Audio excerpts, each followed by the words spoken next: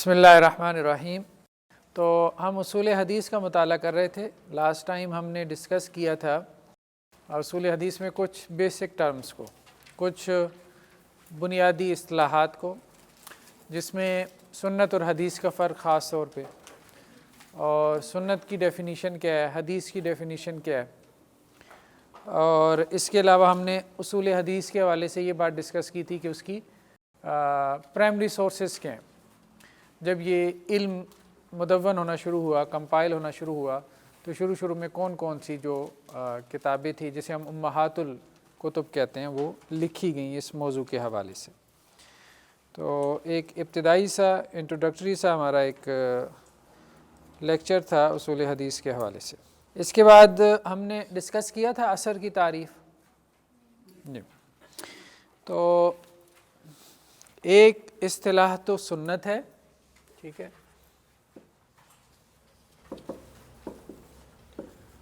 دوسری اصطلاح جو ہے وہ حدیث ہے، تیسری اصطلاح جو ہے وہ ہے اثر۔ سنت کی جمع کیا آتی ہے؟ سنن، ٹھیک ہے۔ ہم کہتے ہیں حدیثوں کی کتابوں کے نام کیا ہوتے ہیں؟ سنن ابی داؤد، سنن ترمذی، ٹھیک ہے۔ حدیث کی جمع کیا ہے؟ احادیث۔ اور اثر کی جمع کیا ہے؟ آثار، ٹھیک ہے۔ آثار صحابہ، تو اثر کسے کہتے ہیں؟ صحابہ اور تابعین کے اقوال اور افعال کو اثر کہتے ہیں۔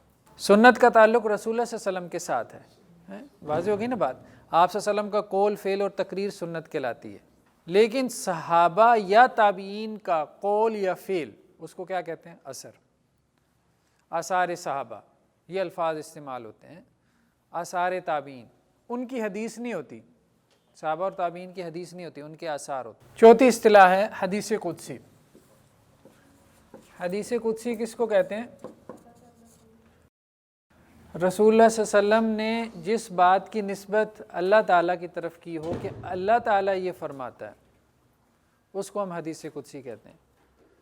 ویسے تو ہر حدیث ہی ظاہری بات ہے اللہ عز و جل کی طرف سے ہے، لیکن جس میں آپ نے ظاہری طور پہ لفظوں میں اس کی نسبت رسول اللہ صلی اللہ علیہ وسلم نے اللہ کی طرف کر دی، اس کو حدیث قدسی کہتے ہیں۔ یعنی وہ حدیث قدسی وہ حدیث ہے جس کی سند رسول اللہ صلی اللہ علیہ وسلم پہ ختم نہیں ہوئی، بلکہ رسول اللہ صلی اللہ علیہ وسلم نے اس کی سند ایک درجہ آگے بڑھا دی کہ اللہ عز و جل یہ کہتے ہیں، ٹھیک ہے۔ بات سمجھ میں آ رہی ہے نا؟ عام حدیث کی سند جو ہے وہ آپ صلی اللہ علیہ وسلم پہ جا کے ختم ہو جاتی ہے، حدیث قدسی کی سند آپ صلی اللہ علیہ وسلم پہ ختم نہیں ہوتی۔ لیکن حدیث قدسی میں اور قرآن میں فرق ہے، ٹھیک ہے۔ حدیث قدسی جو ہے اس کی جو تلاوت ہے وہ عبادت نہیں ہے، لیکن قرآن مجید کی تلاوت جو ہے وہ کیا ہے؟ وہ عبادت ہے۔ اسی طرح حدیث قدسی کے الفاظ وہ معجزہ نہیں ہے، میریکل نہیں ہے، یعنی انسان کو عاجز کرنے والے نہیں ہیں، لیکن قرآن مجید کے الفاظ کیا ہیں؟ وہ معجزہ ہیں۔ تو اس طرح سے علماء نے حدیث قدسی میں اور قرآن میں فرق کیا۔ تو قرآن اور چیز ہے، حدیث قدسی اور چیز ہے، ٹھیک ہے، یہ فرق واضح ہے۔ پانچویں ایک اصطلاح ہے مسند، سند بیان کرنے والا، ٹھیک ہے۔ کون سا صیغہ ہوگا؟ اسم الفاعل، اسند یسند اسناد فہو مسند، ٹھیک ہے، باب فعل سے سند بیان کر، یعنی محدث کو کہتے ہیں مسند، ٹھیک ہے۔ اور اگر یہ مسند ہو جائے تو پھر مفعول ہو جائے گا۔ پھر اس سے مراد حدیث کی کتاب ہوتی ہے، جیسے مسند امام احمد بن حنبل، مسند محدث ہے، مسند کتاب ہے، ٹھیک ہے۔ مسند سند بیان کرنے والا، مسند جس کی سند بیان کی گئی ہو، تو وہ حدیث ہوگی نا۔ پھر ایک اصطلاح ہے سند۔ سند کسے کہتے ہیں؟ یہ تو سب کو پتہ ہے، نہیں پتہ؟ چین آف نیریٹرز، ٹھیک ہے۔ امام مالک کہتے ہیں میں نے نافع سے سنا، نافع کہتے ہیں میں نے ابن عمر سے سنا، یعنی عبداللہ بن عمر، وہ کہتے ہیں میں نے رسول اللہ صلی اللہ علیہ وسلم سے سنا، ٹھیک ہے۔ اس کو کیا کہتے ہیں؟ سند۔ امام مالک جو ہیں یہ صاحب مصنف ہیں، ان کی کتاب ہے، کتاب کا نام کیا ہے؟ الموطا۔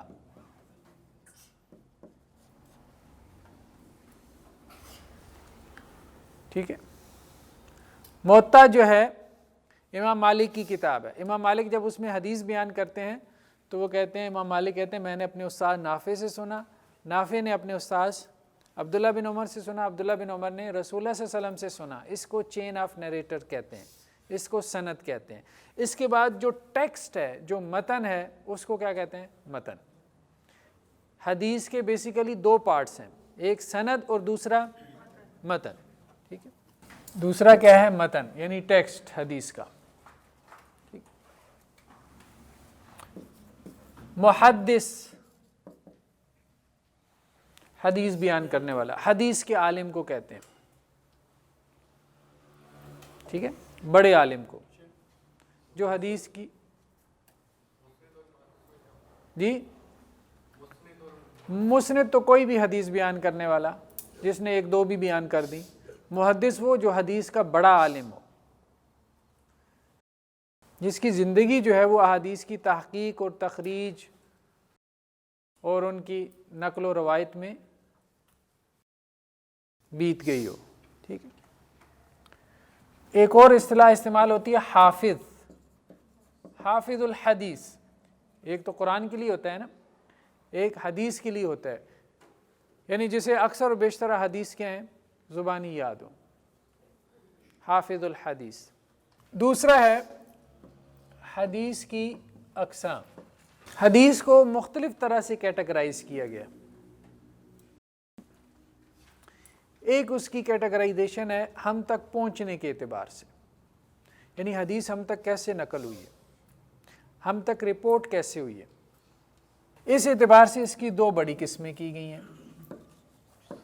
متواتر اور آحاد۔ آحاد جمع ہے، اس کی واحد ہی ہے، واحد کی جمع آحاد۔ ٹھیک ہے، اخبار آحاد کہا جاتا ہے، خبر واحد اور اس کی جمع اخبار آحاد، خبر کی جمع اخبار، واحد کی جمع آحاد۔ ٹھیک ہے، تو ہم تک پہنچنے کے اعتبار سے حدیث بیسیکلی کیا ہے؟ خبر ہے نا، ایک رسول اللہ صلی اللہ علیہ وسلم نے یہ کہا، یہ کیا، آپ کے سامنے یہ ہوا، یہ خبر ہے جو صحابہ نے نقل کی ہے۔ ٹھیک، تو خبر جو ہے وہ بیسیکلی جب ہم تک پہنچتی ہے، کبھی وہ متواتر ذریعے سے پہنچتی ہے، کبھی آحاد کے ذریعے سے پہنچتی ہے۔ متواتر کسے کہتے ہیں؟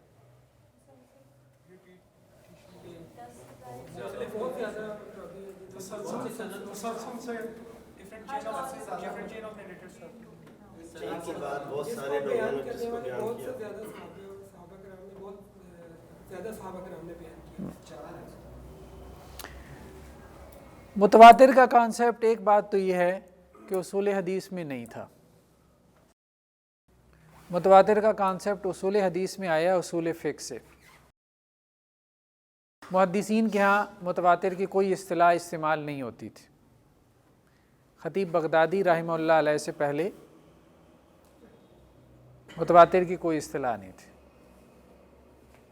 اس لیے جو اصول حدیث کی بنیادی کتاب ہے جو مدارس میں عرصہ دراز تک درسی کتاب کے طور پہ، ٹیکسٹ بک کے طور پہ پڑھائی جاتی رہی، مقدمہ ابن صلاح، اس میں ابن صلاح یہ کہتے ہیں کہ یہ ہماری اصطلاح نہیں ہے متواتر، یہ خطیب بغدادی نے داخل کر دی ہے۔ خطیب بغدادی بھی بڑے محدث تھے، ان کی کتاب ہے اصول حدیث میں الکفایہ، تو یہ خطیب بغدادی نے داخل کر دی ہے اصول فقہ سے، اور اصول فقہ میں یہ آئی ہے منطق سے، یونانی منطق سے۔ بیسیکلی یہ اصطلاح تھی یونانیوں کی۔ یونانیوں کے ہاں یہ مسئلہ پیش آیا کہ جو علم ہم تک پہنچتا ہے اس کے ذرائع کیا ہیں، مینز آف نالج، یہ کویسچن تھا ان کے سامنے، ذرائع علم کیا ہیں؟ تو انہوں نے کہا کچھ علم حواس سے حاصل ہوتا ہے، حواس خمسہ سے، 5 سینسز سے، جیسے سائنس والے کہتے ہیں۔ کچھ انہوں نے کہا کہ جی علم عقل سے حاصل ہوتا ہے، جیسے فلاسفہ کہتے ہیں۔ کچھ انہوں نے کہا کہ علم ہمیں حاصل ہوتا ہے خبر سے، جیسے ہسٹری کا، تاریخ کا علم ہے، ماضی میں یہ ہوا وہ ہوا، یہ خبر سے حاصل ہوتا ہے۔ پھر انہوں نے کہا کہ خبر آگے اس طرح سے ہوتی ہے، کبھی خبر متواتر ہوتی ہے، کبھی خبر احاد ہوتی ہے۔ تو انہوں نے کہا متواتر سے جو علم حاصل ہوتا ہے وہ یقینی ہوتا ہے، سرٹن ہے، اور جو احاد سے حاصل ہوتا ہے اس میں ڈاؤٹ ہوتا ہے، اس میں ظن ہے، اس میں شک ہے۔ یہ جو تقسیم تھی یہ یونانیوں سے ہمارے ہاں اصول فقہ میں آئی، اصول فقہ سے اصول حدیث میں آئی۔ اس لیے جو پرائمری سورسز ہیں اصول حدیث کے، وہاں آپ کو یہ اصطلاح نہیں ملتی۔ آج کل جو حدیث کی کتابیں جو لکھی جاتی ہیں یا قرون وسطیٰ میں لکھی گئی ہیں، ان میں یہ اصطلاح موجود ہے متواتر کی۔ ایک بات تو یہ اہم ہے۔ دوسرا یہ کہ ایک غلط فہمی اور بھی بہت زیادہ پھیل گئی، وہ یہ کہ متواتر سے مراد کوئی خاص تعداد ہے کہ جس سے تواتر حاصل ہوتا ہے۔ تواتر کہتے ہیں پے در پے ہونے کو۔ تو متواتر کا مطلب یہ ہے ایک آدمی بیان کرے، پھر اس کے بعد دوسرا بیان کرے، پھر تیسرا بیان کرے، یعنی ایک خبر کو پے در پے لوگ بیان ہی کرتے چلے جائیں، یہ اس کا لغوی معنی ہو گیا۔ لیکن سوال یہ پیدا ہوا کہ کتنے لوگ بیان کریں تو متواتر ہوگی، یہ ایک سوال پیدا ہوا۔ تو کچھ لوگوں نے کہا کہ جی 4 اگر بیان کر دیں تو متواتر ہو جاتی ہے، کچھ نے کہا کہ 5، کچھ نے کہا 7، کچھ نے کہا 10، کچھ نے کہا 12، کچھ نے کہا 17، کچھ نے کہا 30، کچھ نے 70، کچھ نے 313، کچھ نے 1400، بس اسی طرح سے چل ہے۔ دلیل کیا ہے؟ دلیل کوئی نہیں ہے۔ صحیح بات تو یہ دلیل کوئی نہیں ہے، دلیل ہے لیکن وہ دلیل ایسی ہے جسے سن کے ہنسی آتی ہے۔ ہاں، جنہوں نے کہا کہ جی 4 ہیں، انہوں نے کہا کہ جی زنا کے مسئلے میں اللہ تعالیٰ نے کہا ہے کہ 4 گواہیاں ہوں تو حد قائم ہوگی۔ جنہوں نے کہا 5 ہیں، انہوں نے کہا نمازیں 5 ہیں۔ جنہوں نے کہا 7، انہوں نے کہا آسمان 7 ہیں۔ جنہوں نے کہا 10، انہوں نے کہا تلک عشرۃ کاملہ، وہ 10 روزوں کا حکم ہے۔ جنہوں نے کہا 11، انہوں نے کہا احد عشر کوکبہ، ٹھیک ہے۔ جنہوں نے کہا 12، انہوں نے کہا سال کے 12 مہینے ہیں۔ جنہوں نے کہا 17، انہوں نے کہا غزوہ بدر 17 رمضان کو ہی۔ جنہوں نے کہا 30، انہوں نے کہا رمضان کے روزے 30 ہیں۔ جنہوں نے کہا 70، انہوں نے کہا کہ 70 کا لفظ عام طور پہ کثرت کے لیے استعمال ہوتا ہے۔ جنہوں نے کہا 313، انہوں نے کہا اصحاب بدر 313 تھے۔ جنہوں نے کہا 1400، انہوں نے کہا بیت رضوان میں 1400 لوگ تھے۔ جتنے منہ اتنی باتیں، دلیل کیا ہے؟ دلیل کوئی نہیں۔ تو سوال یہ پیدا ہوا پھر متواتر ہے کیا؟ ایک تصور تو یہ تھا کہ متواتر میں اہم چیز کیا ہے؟ تعداد۔ تعداد کو کیا کہتے ہیں؟ کوانٹٹی، ٹھیک ہے۔ دوسرا یہ تھا کہ متواتر میں تعداد اہم نہیں ہے بلکہ معیار اہم ہے، کوالٹی۔ متواتر تعداد سے نہیں بنتی، متواتر کس سے بنتی ہے؟ کوالٹی سے بنتی۔ یہ کانسیپٹ غلط ہے کہ مخصوص عدد سے تواتر حاصل ہو جاتا ہے، کیونکہ مخصوص عدد آپ بیان کر ہی نہیں سکتے۔ کیا بیان کریں گے؟ لوگوں نے بیان کر دی ہیں، آپ اس میں اضافہ کریں گے، اگلا کہے گا دلیل۔ مطلب وہ یہ کہے گا نا کہ یار 9 بندے ہیں، 9 تک تو مجھے یقین نہیں آیا تھا، 10واں آ گیا تو فوراً مجھے یقین حاصل ہو گیا۔ اللاجیکل ہے نا کہ وہ نمبر کون سا ہے کہ جس کے اوپر آپ کو وہ نمبر آپ کو خبر دیتا ہے تو آپ یقین کی کیفیت میں چلے جاتے ہیں، ظن سے آپ یقین میں چلے جاتے ہیں، کیفیت تو اندر کی ہے نا۔ تو اس لیے یہ نمبر والی بات درست نہیں ہے، یہ نمبر گیم نہیں ہے۔ متواتر اگر تو ہم نے اس اصطلاح کو لینا ہے، اصطلاح لینے میں کوئی حرج نہیں ہے، نئی اصطلاحات لی جا سکتی ہیں، بنائی بھی جا سکتی ہیں۔ لا مشاحہ فی الاصطلاح، مشاحہ شخص سے ہے، اصطلاحات میں ہم کنجوس نہیں ہیں۔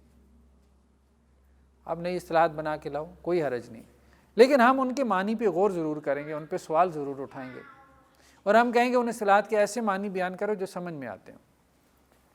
تو ٹھیک ہے، متقدمین اصول محدثین نے اس اصطلاح کو نہیں لیا، ایک بات تو یہ، متاخرین نے اگر ایک اصطلاح بنا لی ٹھیک ہے، لیکن اس معنی میں اگر آپ اصطلاح بنائیں گے تو ایسے سوالات ہیں جن کا کوئی جواب نہیں ہے، کیونکہ جب اگلا بندہ پوچھتا ہے کہ بڑی تعداد سے کیا مراد ہے، تو آپ کے پاس اس کا کوئی جواب نہیں ہے۔ ما رواہ عدد کثیر، بس یہ جملہ ہوتا ہے جسے ایک جمع غفیر نے روایت کیا ہو، ٹھیک۔ تو یہ کانسیپٹ بیسیکلی درست نہیں ہے۔ امام ابن تیمیہ رحمۃ اللہ علیہ نے آ کے ایک بحث کی تھی، انہوں نے کہا متواتر میں اصل یہ نہیں ہے، متواتر میں اصل مقصود یہ ہے معیار، کوالٹی، ٹھیک ہے۔ بعض اوقات خبر کی جو کوالٹی ہوتی ہے وہ آپ میں یقین کی کیفیت پیدا کر دیتی ہے، بھلے وہ ایک بندے سے ہی کیوں نہ ہو، ٹھیک ہے۔ ایک بندہ، اس کی پرسنالٹی ایسی ہے، جیسے امام مالک، امام شافعی، امام ابو حنیفہ، ٹھیک ہے، تو امام احمد۔ اب امام احمد بن حنبل، امام مالک، امام شافعی کسی سے کوئی بات بیان کرتے تو ظاہری بات ہے جو ان سے سنتا براہ راست، تو اسے جو یقین کی کیفیت پیدا ہوتی وہ عام آدمی سے سن کے وہ کیفیت پیدا نہ ہوتی۔ تو امام ابن تیمیہ رحمۃ اللہ علیہ نے کہا کہ اس کو آپ تعداد کے ساتھ نہ جوڑیں، اس کو آپ کوانٹٹی کے ساتھ نہ جوڑیں، اس کو آپ کوالٹی کے ساتھ جوڑیں۔ بعض اوقات 70 بندوں سے بھی آپ کو یقین کی کیفیت حاصل نہیں ہوتی، یعنی 70 لوگ ہیں وہ ایک بات بیان کر رہے ہیں لیکن 70 کے 70 ہی جھوٹے ہیں، مطلب 70 کذاب اکٹھے ہو جائیں گے تو کیا خبر متواتر ہو جائے گی؟ سچ ہو جائے گا۔ 70 جھوٹوں یا 170 جھوٹوں کے اتفاق سے بھی کوئی چیز سچ نہیں ہو سکتی، ٹھیک ہے۔ اور بعض اوقات ایک آدمی جو ہے وہ آپ کے نزدیک یا معاشرے میں اس کی اتنی قدر ہوتی ہے، اس کی شخصیت کا ایسا تاثر ہوتا ہے کہ آپ کو اس کی بات سنتے ہی فوراً یقین کی کیفیت آ جاتی ہے۔ جی سر، جو تعداد ہے وہ تو صرف سند کے اعتبار سے، اس میں متن کا تعلق نہیں ہے۔ جی جی، جو معیار ہے وہ تو دونوں کا ہو سکتا ہے، تو ہم صرف سند کو دیکھیں گے یا متن بھی بیچ میں آ جائے گا؟ ہاں، معیار سے یہاں پہ مراد یہ ہے کہ بیان کرنے والے کا، ٹھیک ہے، راوی کی بات ابھی ہم کر رہے ہیں، ابھی ساری بات ہماری سند کے اوپر ہو رہی ہے، متن پہ نہیں ہو رہی، راوی کی بات ہو رہی ہے۔ تو عام طور پہ کانسیپٹ یہ ہے کہ راویوں کی تعداد بڑھ جائے تو خبر یقینی ہو جاتی ہے، خبر میں سرٹینٹی پیدا ہو جاتی ہے، ٹھیک ہے۔ امام ابن تیمیہ نے آ کے یہ کانسیپٹ دیا کہ تعداد کے گھٹنے بڑھنے کا یقین سے کوئی تعلق اس طرح سے نہیں ہے براہ راست، بعض اوقات ہو بھی سکتا ہے، ٹھیک ہے، انکار بھی نہیں کرنا چاہیے، لیکن یہ لازم و ملزوم کا تعلق نہیں ہے۔ بعض اوقات 10 لوگ آپ سے آ کے ایک بات بیان کرتے ہیں، آپ کو یقین کی کیفیت نہیں حاصل ہوتی کیونکہ آپ کے نزدیک وہ لوگ ایسے ہیں ہی نہیں۔ سوشل میڈیا پہ ایک بات 70 لوگ بیان کر رہے ہوں، بھلے ان کی آئیڈیز فیک نہ ہوں، ٹھیک ہے، لیکن انسان کو یقین مشکل سے آتا ہے، اور بعض اوقات ایک آدمی کی بات سن کے انسان کو یقین آ جاتا ہے۔ تو امام ابن تیمیہ تعداد کا انکار نہیں کرتے، وہ یہ کہتے ہیں اس کو اس کے ساتھ لازم و ملزوم نہ بنائیں، ٹھیک ہے۔ تو خبر متواتر بعض اوقات جو ہے وہ ایک سے بھی ہو جاتی ہے، اس کے لیے کوئی خاص تعداد متعین نہیں۔ خبر متواتر سے مراد وہ خبر جسے سنتے ہی یقین کی کیفیت حاصل ہو جائے۔ خبر متواتر سے مراد وہ خبر جس کی تحقیق کی میرے اندر سوچ بھی پیدا نہ ہو، یعنی میں سوچوں بھی نہ کہ مجھے اس کی تحقیق کرنی چاہیے کہ نہیں کرنی چاہیے، ٹھیک ہے۔ جیسے یہ سند ابھی ہم نے آپ سے بیان کی ہے نا، امام مالک کس سے بیان کرتے ہیں؟ نافع سے۔ امام نافع بڑے امام ہیں، ٹھیک ہے، اور امام مالک کے اساتذہ میں سے ہیں۔ ایک طرف امام مالک کے استاذ ہیں، دوسری طرف عبداللہ بن عمر کے آزاد کردہ غلام ہیں، عبداللہ بن عمر، ٹھیک ہے۔ اس سند کو گولڈن چین بھی کہتے ہیں، سلسلۃ الذہب، سونے کی چین ہے یہ، ٹھیک ہے۔ تو امام مالک، ان کے استاذ امام نافع، اور ان کے استاد عبداللہ بن عمر، عبداللہ بن عمر تو پھر عبداللہ بن عمر ہیں۔ امام مالک کو بھی دنیا جانتی ہے، امام نافع کو آپ کہہ سکتے ہیں عوام نہیں جانتی لیکن اہل علم تو سب جانتے ہیں۔ تو اب اس چین میں ایک ایک آدمی جو ہے وہ ایسا ہے کہ جس کی خبر سنتے انسان کو یقین ہو جاتا ہے، ایک انسان یقین کی کیفیت میں چلا جاتا ہے۔ تو متواتر کا تعلق جو ہے وہ کس سے ہے؟ معیار سے۔ معیار بعض اوقات ایک سے حاصل ہو جاتا ہے، بعض اوقات 10 سے بھی حاصل ہو جاتا ہے، بعض اوقات 70 سے حاصل ہو جاتا ہے. جب 1 سے حاصل ہو جائے تو اس کو آپ خبر متواتر کہیں گے, جب 10 سے حاصل ہو تو اس کو خبر متواتر کہیں گے. یعنی خبر متواتر کا تعلق تعداد سے نہیں ہے, معیار سے. اور خبر متواتر سے مراد یقینی خبر, یعنی وہ خبر جسے سنتے ہی یقین حاصل ہو جائے, جس کی تحقیق کی ضرورت نہ پڑے. جس خبر کی تحقیق کی ضرورت پڑتی ہے اس کو خبر احاد کہتے ہیں. آپ کے پاس ایک حدیث ہے جو کہ معیار کے حساب سے کافی اسٹرانگ ہے, صرف ایک ہی راوی سے وہ ہے, اور اس کے مقابلے میں 10 حدیثیں ایسی ہیں جو حسن کے درجے میں ہیں, تو اس میں سے دونوں میں سے اسٹرانگ کون سی ہوگی؟ ابھی مکس نہ کریں, حسن اور چیز ہے, وہ ہم آگے پڑھیں گے. اصلاحات گڑبڑ نہ کریں, وہ ایک دوسری کیٹیگرائزیشن ہے. میں کہہ رہا ہوں تعداد کے لحاظ سے اگر وہ زیادہ لوگوں سے روایت کر رہے ہیں ہاں تو پھر ہم لوگ کس کو چوز کریں گے ان دونوں میں سے؟ وہ تعداد کے حساب سے اسٹرانگ ہے اور یہ معیار کے حساب سے اسٹرانگ ہے. دیکھیں نا, میں نے وہی بات کی ہے, 10 جھوٹے ایک بات کو بیان کر رہے ہوں تو کیا فرق پڑتا ہے؟ 70 جھوٹے ایک بات کو بیان کر رہے ہوں, تعداد سے کوئی فرق نہیں پڑتا. اخبار احاد سے مراد وہ اخبار ہیں کہ جن کی تحقیق کرنی پڑتی ہے, ٹھیک ہے. خبر واحد کی جمع ہے اخبار احاد, لیکن اس کا مطلب یہ نہیں ہے کہ اس کو بیان کرنے والا ایک ہے. اس کی 3 قسمیں ہیں, ایک کو مشہور کہتے ہیں, دوسرے کو عزیز اور تیسرے کو غریب, ٹھیک ہے. مشہور اس روایت کو کہتے ہیں جس کی سند میں کم از کم 3 راوی ہوں, ہر درجے میں, ہر گریڈ میں. گریڈ سمجھ رہے ہیں نا, درجہ. صحابہ کا ایک درجہ ہے, اس کے نیچے تابعین کا درجہ ہے, تابعین کے نیچے تبع تابعین کا, اس کے نیچے پھر چل سو چل ہے, ٹھیک ہے. ہر گریڈ میں کم از کم کتنے راوی ہوں؟ 3, جو اس کو بیان کرنے والے, اس کو کہتے ہیں مشہور. یعنی خبر واحد ضروری نہیں کہ اس کو بیان کرنے والا ایک ہی ہو. جب کسی حدیث کی سند میں کسی درجے میں 2 راوی رہ جائیں تو اس کو کیا کہتے ہیں؟ عزیز. جب کسی حدیث کی سند میں اس کو بیان کرنے والا ایک ہی راوی ہو اس کو کیا کہتے ہیں؟ غریب.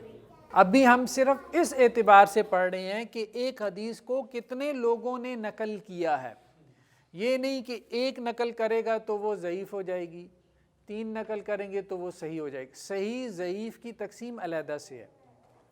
کب ہم کسی حدیث کو قبول کریں گے, کب اس کو ہم ریجیکٹ کریں گے, قبول اور رد کے اعتبار سے, ریجیکشن اور ایکسیپٹنس کے اعتبار سے وہ ہم علیحدہ سے اس پہ گفتگو کریں گے, ٹھیک ہے. ایک آدمی کی حدیث بھی صحیح ہو سکتی ہے. صحیح بخاری کی پہلی روایت حدیث غریب کہلاتی ہے, انما الاعمال بالنیات, یہ حدیث غریب ہے. اس کی پوری چین میں ایک ہی راوی ہے, ہر درجے میں ایک راوی ہے, اس کے علاوہ کسی دوسرے نے اس کو بیان ہی نہیں کیا.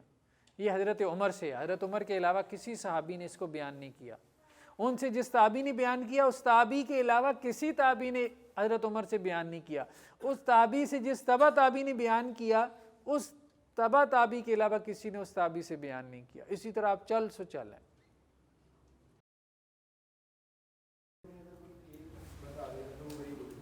جی, ساروں میں کسی ایک جگہ پہ بھی ایک ہو جائے, کسی ایک درجے میں بھی ایک ہو جائے تو وہ غریب ہو جائے گی, ٹھیک ہے. لیکن یہ ہے کہ جو مثال میں بیان کر رہا ہوں اس میں تو ہر درجے میں ہی ایک راوی ہے, ہاں بالکل ہی غریب ہے. غریب کہتے ہیں اجنبی کو, یہ اردو والا غریب نہیں ہے, یعنی بیان کرنے والا اجنبی ہو گیا ہے, اسے کوئی سپورٹر نہیں مل رہا. بعض ائمہ نے اس پہ یہ کہہ دیا کہ روایت وہ اتھینٹک شمار ہوگی جو کم از کم عزیز ہو, یعنی 2 اس کو نقل کرنے والے ہوں. یعنی انہوں نے روایت کو گواہی کے معنی میں لے لیا کہ گواہی تب ثابت ہوتی ہے جب کم از کم 2 گواہ ہوں. لیکن گواہی کا تعلق جو ہے وہ جرم کے اس بات سے ہے. یہاں جرم ثابت نہیں کیا جا رہا, یہاں پہ دین ثابت کیا جا رہا ہے. تو اس رائے کو ہمارے ہاں عام طور پہ ایکسیپٹ نہیں کیا گیا. یہ رائے شاذ رائے کہلاتی ہے. شاذ رائے کا مطلب یہ ہے 1-2 لوگوں کی, جیسے امام حاکم نے یہ بات کہی ہے, مستدرک حاکم والے ہیں, وہ یہ کہتے ہیں کہ صحیح حدیث وہ ہے جو عزیز ہو, جس کو ایک ہی بندہ روایت کر رہا ہے تو وہ صحیح نہیں ہے. حالانکہ یہ بات اللاجیکل ہے. ایک بندہ ضروری نہیں کہ غلط بات کرے, بس ہمیں یہ دیکھنا ہے کہ ایک بندہ ثقہ راوی ہے کہ نہیں ہے، اتھینٹک ہے کہ نہیں۔ تو یہ بات کلیئر ہو گئی یہاں تک؟ چلیں جی جی کس کے؟ ہاں دیکھتے ہیں ابھی تھوڑا سا متن دیکھتے ہیں نا۔ سب سے پہلے ہم نے حدیث کی تعریف دیکھی تھی، ما اضیف الی النبی صلی اللہ علیہ وسلم، جس کی نسبت کی گئی اللہ کے رسول کی طرف، من قول او فعل او تقریر، قول ہو، فعل ہو، تقریر ہو، او وصف خلقی او خلقی۔ وصف خلقی کسے کہتے ہیں؟ پیدائشی وصف، اور خلقی اخلاقی وصف۔ یہ حدیث کی تعریف ہو گئی۔ پھر اس کے بعد خبر کی تعریف ہے۔ خبر سے کیا مراد ہے؟ فالحدیث ما جاء عن النبی صلی اللہ علیہ وسلم، حدیث وہ ہے جو اللہ کے رسول سے آئے، والخبر ما جاء عنہ او عن غیرہ۔ سمجھ آ رہی ہے بات؟ خبر وہ ہے جو اللہ کے رسول سے ہو یا اللہ کے رسول کے علاوہ کسی سے بھی ہو۔ تو خبر ایک عام لفظ ہے، حدیث جو ہے وہ ایک خاص لفظ ہے۔ ٹھیک، آگے اثر کی تعریف ہے۔ اثر کی تعریف کیا ہے؟ ما رویہ عن الصحابۃ والتابعین من اقوال او افعال۔ ٹھیک ہے، صحابہ کے اقوال اور افعال جو مروی ہیں ان کو کیا کہتے ہیں؟ ان کو اثر کہتے ہیں۔ اس کے بعد ہم نے دیکھا حدیث قدسی کو، ما نقل عن النبی صلی اللہ علیہ وسلم ما اسنادہ ایاہ الی ربہ، جو نبی صلی اللہ علیہ وسلم سے منقول ہے کہ آپ صلی اللہ علیہ وسلم نے اس کی نسبت کی ہے کس کی طرف؟ اپنے رب کی طرف۔ ٹھیک، حدیث قدسی میں اور قرآن میں کیا فرق ہے؟ قرآن کیا ہے؟ موجز بلفظی، قرآن کے الفاظ کیا ہیں؟ معجزہ۔ متعبد بتلاوتی، قرآن کی تلاوت عبادت ہے۔ ویشترط فی اثباتہ التواتر، اور قرآن کیسے ثابت ہوتا ہے؟ تواتر سے ثابت ہوتا ہے۔ ٹھیک ہے، یہ پھر علیحدہ سے پڑھیں گے۔ جی، جو قرآن پاک ہے وہ بھی ہمارے پاس تو روایات سے ہی آیا ہے، کیا ہم یہ کہہ سکتے ہیں کہ قرآن پاک بھی حدیث قدسی ہی کا حصہ ہے؟ نہیں بیچ میں ہے؟ نہیں، احادیث قدسیہ کتنی ہے؟ اکثر من 100 حدیث، 100 سے زیادہ ہیں احادیث، مطلب 100 کے قریب ہے۔ ٹھیک ہے، جیسے صحیح مسلم میں ایک روایت ہے حضرت ابو ذر رضی اللہ تعالیٰ عنہ سے، وہ اللہ کے نبی سے نقل کرتے ہیں فیما یرویہ عن اللہ، اور اللہ کے رسول کیا کرتے ہیں؟ اللہ سے نقل کرتے ہوئے کہتے ہیں کہ انہ قال، کس نے کہا ہے؟ اللہ نے کہا ہے۔ یہ حدیث قدسی کا انداز ہوتا ہے۔ لیکن ہمارے ہاں بہت ساری احادیث قدسی یہ جو دکانوں میں لوگوں نے لگائی ہوتی ہیں، یہ ساری فیبریکیٹڈ ہیں، یہ من گھڑت ہیں، موضوع ہیں، پتہ نہیں جو چاہے اللہ کی طرف اس کی نسبت کر دو۔ ٹھیک ہے، سند ہم نے پڑھ لیا۔ ٹھیک ہے، سند کیا ہے؟ سلسلۃ الرجال الموصلہ الی المتن، بندوں کی جو چین ہے جو متن تک پہنچتی ہے، متن پہ پہنچ کے ختم ہو جاتی ہے۔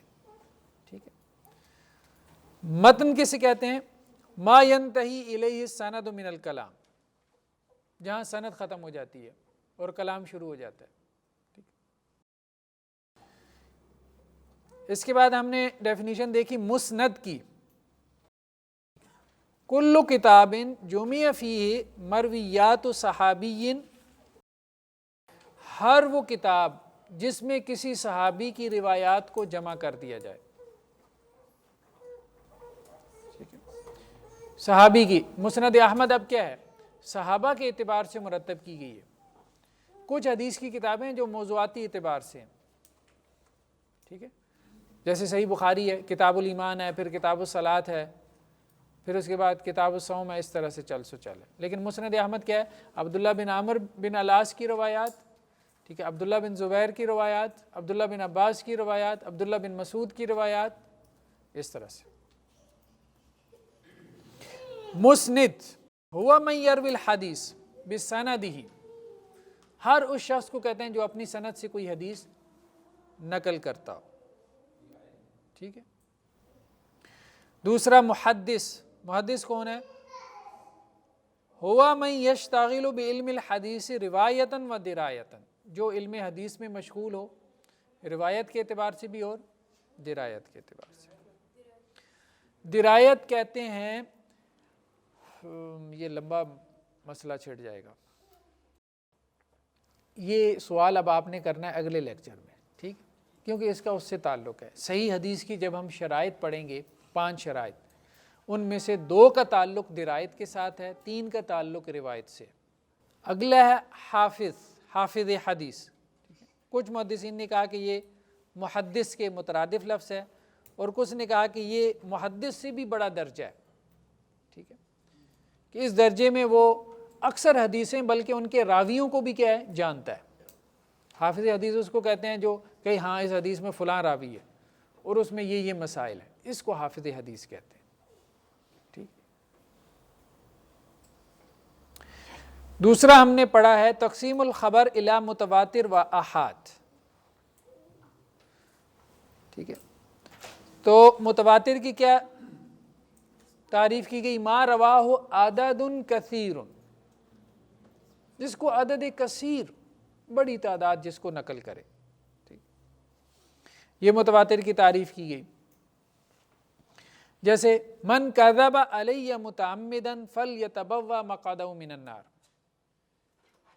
جو مجھ پہ جھوٹ گڑے جان بوجھ کے، اللہ کے رسول نے کہا نا، وہ اپنا ٹھکانہ کہاں بنا لے؟ جہنم میں۔ اس کو کتنے صحابہ نے نقل کیا؟ 79 صحابیہ، 70 سے زیادہ صحابہ نے اس کو نقل کیا، اس روایت کو، تو یہ متواتر ہے۔ لیکن متواتر، اس کو متواتر لفظی کہتے ہیں، یعنی 70 صحابہ نے یہی الفاظ نقل کیے ہیں، الفاظ بھی سیم ہیں، یہ ایک ہی روایت ہے۔ یہ کیا ہے؟ یہ ایک ہی ہے، اس کی اور کوئی مثال نہیں۔ تو جب ہم یہ کہتے ہیں اخبار احاد، تو اخبار احاد سے کیا مراد ہوتا ہے؟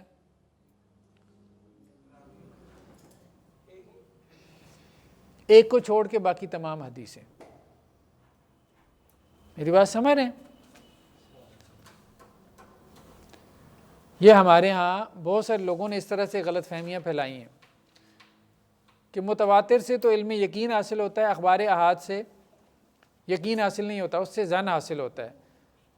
تو عام آدمی سمجھتا ہے کہ شاید متواتر احادیثیں چلیں، کچھ تو مان رہے ہیں نا، تو وہ جو متواتر کے نام پہ مان رہے ہوتے ہیں وہ کتنی ہوتی ہیں؟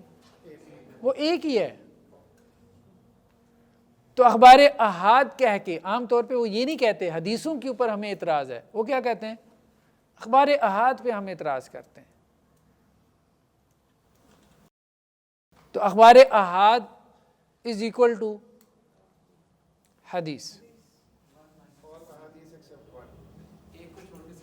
ساری احادیث اخبار احاد ہیں۔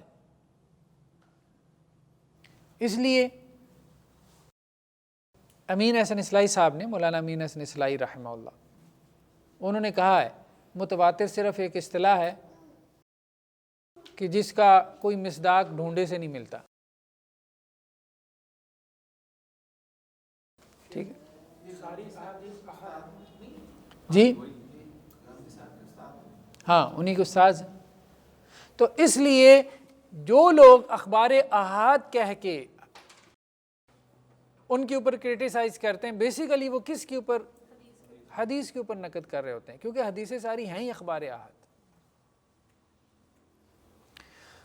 متواتر لفظی صرف ایک حدیث ہے، یہ والی بس۔ اس کے علاوہ پھر اب ظاہری بات ہے متواتر اصطلاح تو بن گئی تھی، اب اس کا کوئی مصداق تو ڈھونڈنا تھا، تو ایک اور اصطلاح بنائی گئی، وہ کیا ہے؟ متواتر مانوی۔ لیکن اس میں بھی زیادہ حدیثیں نہیں ملی، اس میں بھی کوئی 100 کے قریب حدیثیں ملی۔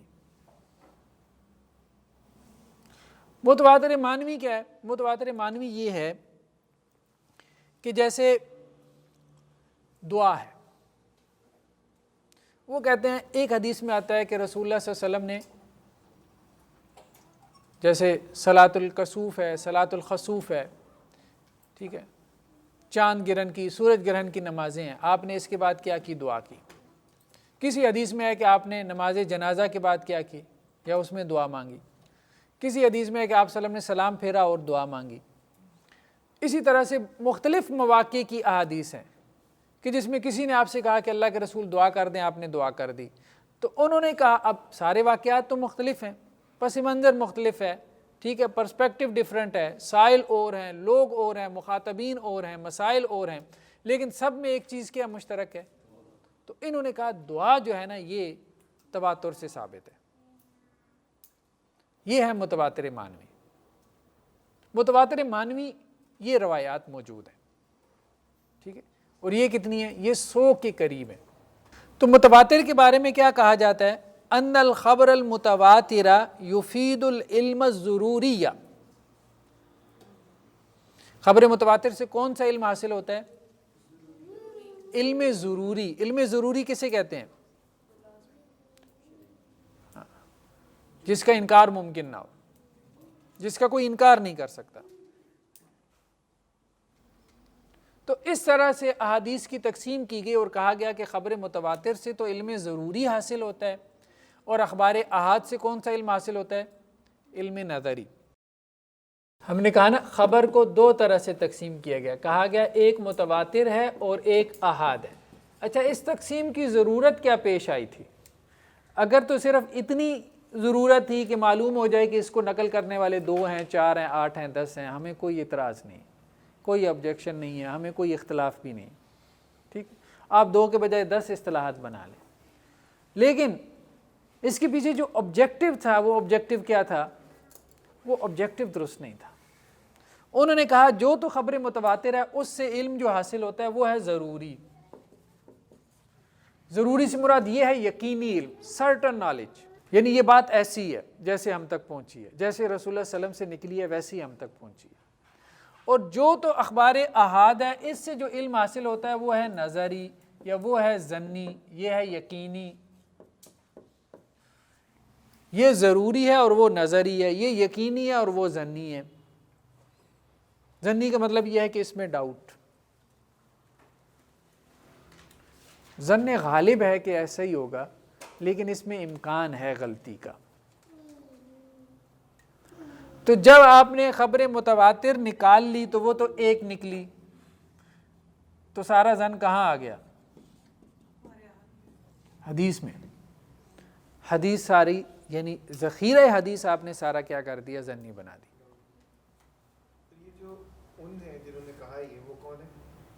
نہیں، اس میں ہم نہیں جاتے، لیکن وہ کتاب میں نہیں لکھا، ٹھیک ہے۔ شیخ یہ نا آپ نے کہا تھا کہ جو احاد ہیں اس کو مشہور آ رہے ہیں، وہ 3 سے زیادہ، کم از کم 3 سے وہ ہو گئے، تو 3 سے زیادہ روایت کریں گے وہ یقینی بھی نہیں چلا جائے گی بات، جب 3 سے زیادہ سورسز سے آپ تک پہنچ رہی ہے، تو پھر ہم اسے ظن کیسے کہیں گے؟ ظن یا نظری میں احد کو نہیں، بات سمجھ نہیں آئی۔ میں کہہ رہا ہوں کہ آپ نے کہا تھا احد میں مشہور میں جو گریڈنگ ہے وہ کم سے کم 3، کم سے کم 3 ہو، ٹھیک ہے۔ 3 سے زیادہ بھی ہو سکتے ہیں، یعنی 3 سے زیادہ جب سورسز سے آپ کے پاس پہنچ رہی حدیث تو وہ ظنی نہیں، مطلب کہ یقینی نہیں ہو جائے گی، اسے ہم ظن کیوں کہہ رہے ہیں احد کو؟ یعنی کہنا چاہ رہے کہ 3 سے زیادہ ہو جائے گا تو متواتر نہیں ہو جائے گا۔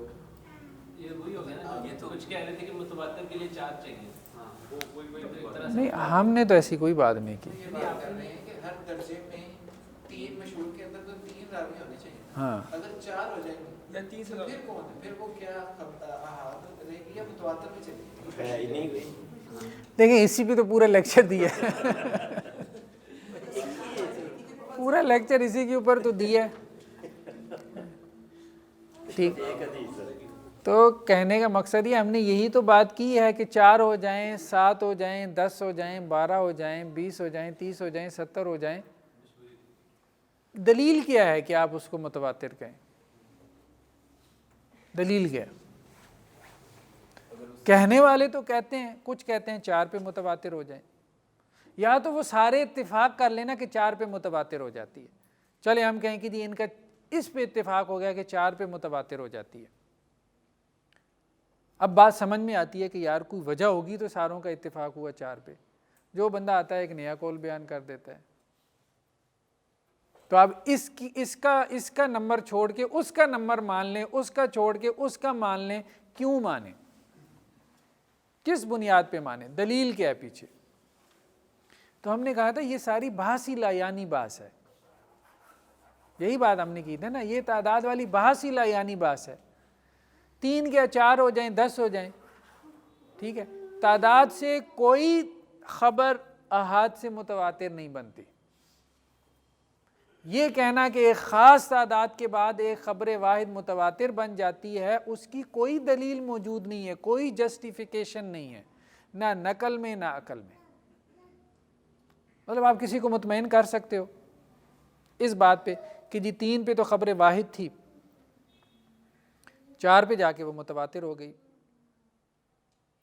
یعنی آپ یہ کہنا چاہ رہے ہو کہ 4 بندے تمہیں خبر دیں گے تو تم کو یقین کی کیفیت حاصل ہو جائے گی، اور وہ کہے مجھے تو نہیں ہوئی، تو آپ کہیں کہ پھر تم اپنا علاج کرواؤ. ہم یہ بات کر رہے ہیں، اصل میں بات کو سمجھنے کی ضرورت کرنی چاہیے، ہمیں بات کو سمجھنا ہے. ٹھیک ہے، تو خبر جو ہے نا، خبر جو ہم تک پہنچ رہی ہے، دین ہم تک خبر کے ذریعے پہنچا ہے، اس میں تو کوئی شک نہیں. دین رسول اللہ صلی اللہ علیہ وسلم سے خبر کے ذریعے ہم تک پہنچا ہے نا. درمیان میں 1400 سال کا عرصہ ہے. ٹھیک ہے، ہم نے براہ راست رسول اللہ صلی اللہ علیہ وسلم سے نہیں لیا قرآن پاک، نہ ہی سنت ہم نے رسول اللہ صلی اللہ علیہ وسلم سے براہ راست لی ہے. درمیان میں ہمیں خبر کے ذریعے سے رپورٹ ہو کے ہم تک پہنچا ہے. یہ خبر جو ہے وہ کبھی متواتر ہوتی ہے، کبھی احاد ہوتی ہے. یہ تقسیم کی گئی. ہم نے کہا بہتر تقسیم یہ تھی کہ خبر خبر ہوتی ہے، کبھی صحیح ہوتی ہے کبھی غلط ہوتی ہے. بس سادہ سی بات تھی. یہ تقسیم کرنے کی ضرورت نہیں تھی کہ خبر کبھی متواتر ہوتی ہے کبھی احاد ہوتی ہے. ہمارے لیے اصل مقصود کیا ہے کہ یہ خبر ہم تک جو پہنچی ہے رسول اللہ صلی اللہ علیہ وسلم سے، یہ صحیح ہے یا غلط ہے. ٹھیک ہے، ہمیں تو یہ پوزیشن لینی ہے نا، تاکہ ہمیں پتہ چل جائے کہ اگر یہ صحیح ہے تو اس میں ہمارا دین موجود ہے، اگر یہ خبر غلط ہے تو اس میں ہمارا دین نہیں ہو سکتا. تو صحیح اور غلط کی تقسیم تو وہ تو سمجھ میں آتی ہے کہ وہ لاجیکل ہے اور وہ ہونی بھی چاہیے. یہ کہ ایک خبر کو رسول اللہ صلی اللہ علیہ وسلم سے 4 لوگوں نے بیان کیا، ایک خبر کو 10 نے بیان کیا، ایک کو 2 نے بیان کیا، مطلب اس کا کیا فائدہ ہے؟ اس ساری ایکسرسائز کا کیا فائدہ ہے؟ اگر تو آپ کہتے ہیں کہ جی جسٹ ہم نے کیٹیگرائزیشن کے لیے کیا تو ٹھیک ہے، کوئی حرج نہیں. آپ نے کہا کہ جی اس کو 4 آدمیوں نے بیان کر دیا، اس کو 3 نے بیان کر دیا، چلیں اچھی بات ہے. کیٹیگرائزیشن کے لیے آپ کہہ دیں جی مشہور ہے، 3 بندوں نے بات بیان کی، ٹھیک. لیکن جب آپ تقسیم کریں گے اس کی بنیاد پہ، دین کو تقسیم کریں گے، اس کی بنیاد پہ آپ کہیں گے کہ جی یہ والا دین تو ہم قبول کرتے ہیں، یہ والا نا خطرے میں ہے. ٹھیک ہے، تو یہ بات خطرناک ہے، یہ بات خطرناک ہے. اگر یہ تقسیم اس آبجیکٹو سے کی گئی ہے یا اس مقصد کے لیے اس تقسیم کو بیان کیا جاتا ہے، ہم کہہ رہے ہیں کہ کوئی حرج نہیں ہے بیان کرنے میں. آپ 2 کے بجائے 20 اصطلاحات اور لے آئیں، لیکن دین کو تقسیم نہ کریں،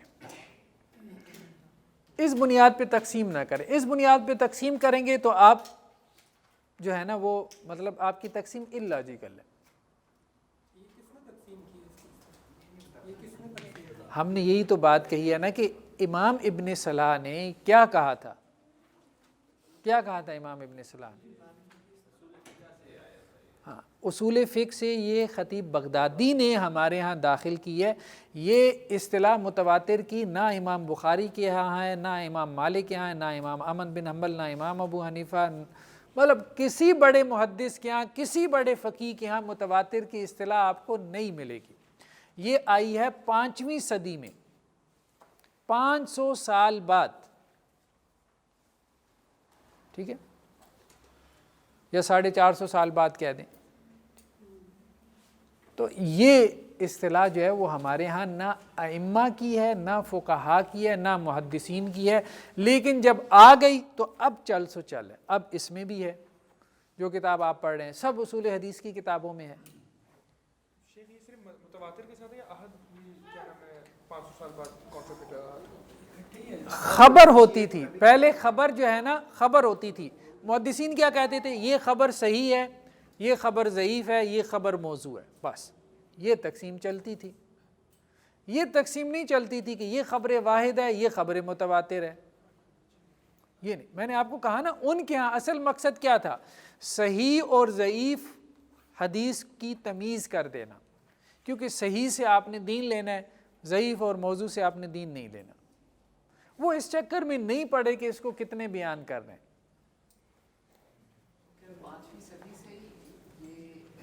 انکار حدیث یا اس طرح کا کہ ہم اسے متواتر حدیث؟ نہیں، ہم نہیں کہتے انکار حدیث پیدا ہو گیا تھا، لیکن اس تقسیم کو آج آ کے لوگوں نے بہت غلط استعمال کیا.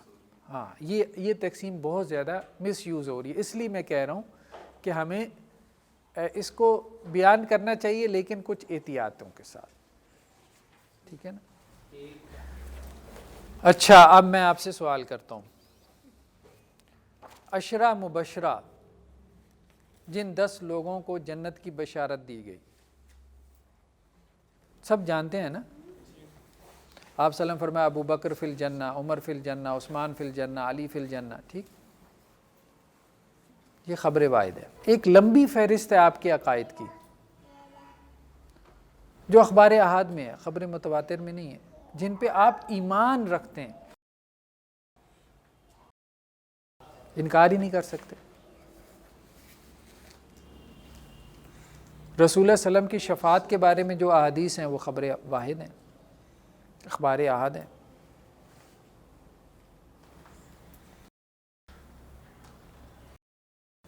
تو ہم یہ بات کر رہے تھے کہ متواتر اور احاد کو جسٹ انفارمیشن کے لیے اگر آپ نے یہ تقسیم کیا اور بیان کر دیں تو کوئی حرج نہیں ہے، لیکن اس کی بنیاد پہ دین کو کیٹیگرائز کریں کہ متواتر سے جو دین مل رہا ہے یہ تو ہے یقینی دین، اور جو دین ہمیں مل رہا ہے احاد سے یہ ہے ظنی. ٹھیک ہے، تو یہ درست نہیں ہے.